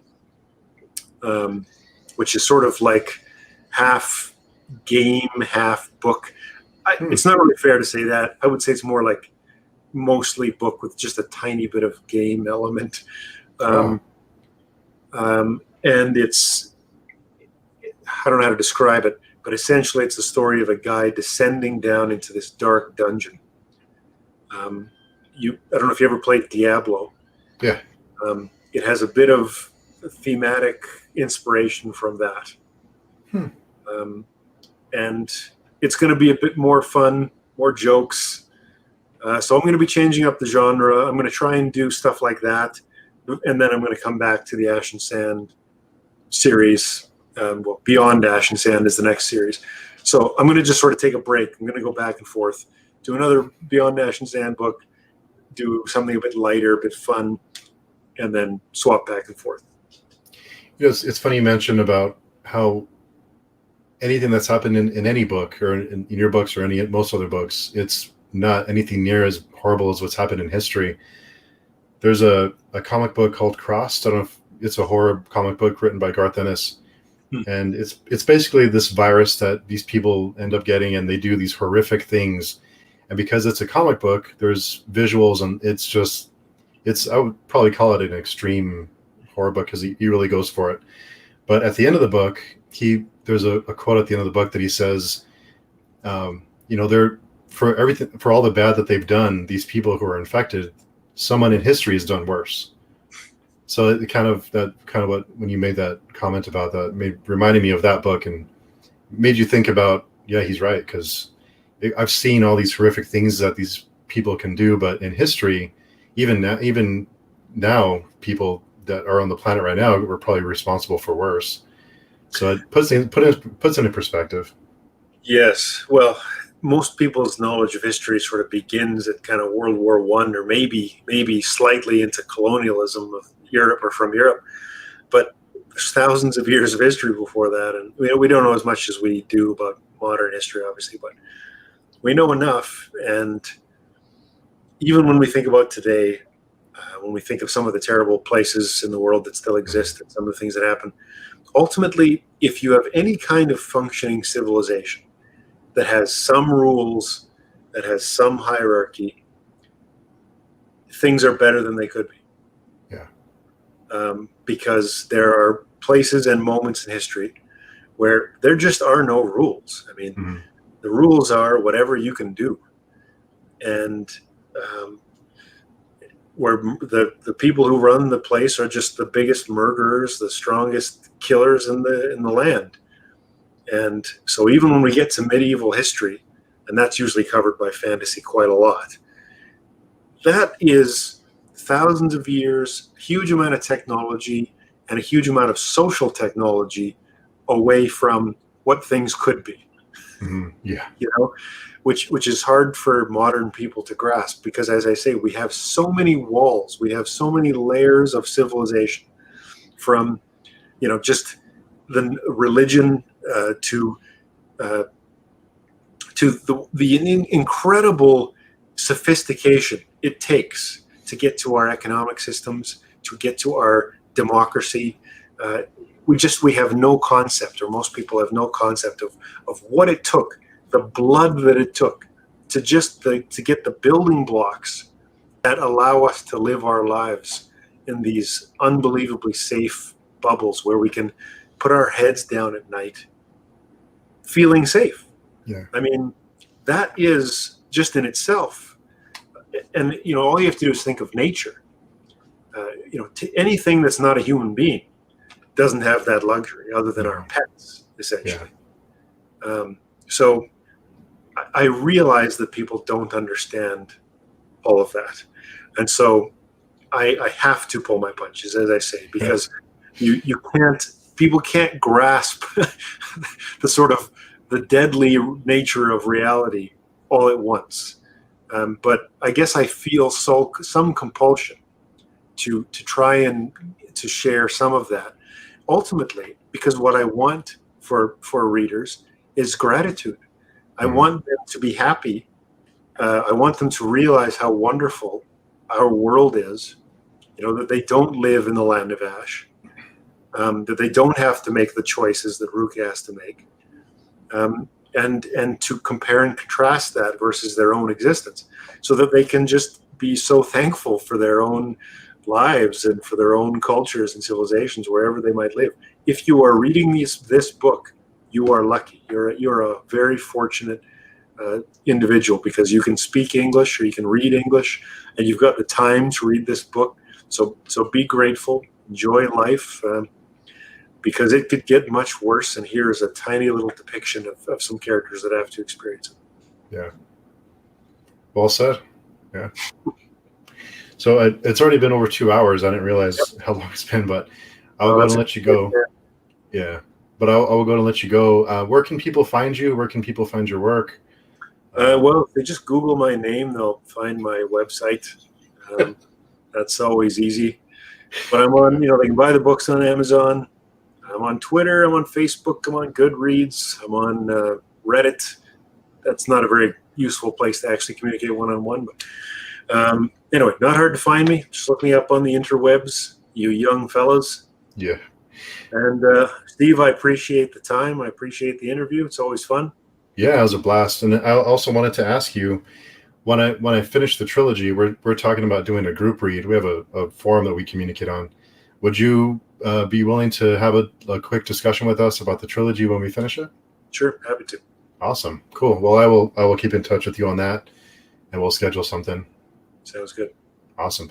Well, thanks again. I didn't mean to take up so much of your afternoon, but I appreciate you taking the time and just to talk to some random guy on YouTube. So I appreciate it. It's been a great conversation. I'm also some random guy on YouTube, so it works out. Yeah. Okay. Awesome. Well, hope you have a great rest of your weekend. Yeah. Bye-bye. Okay. Bye-bye.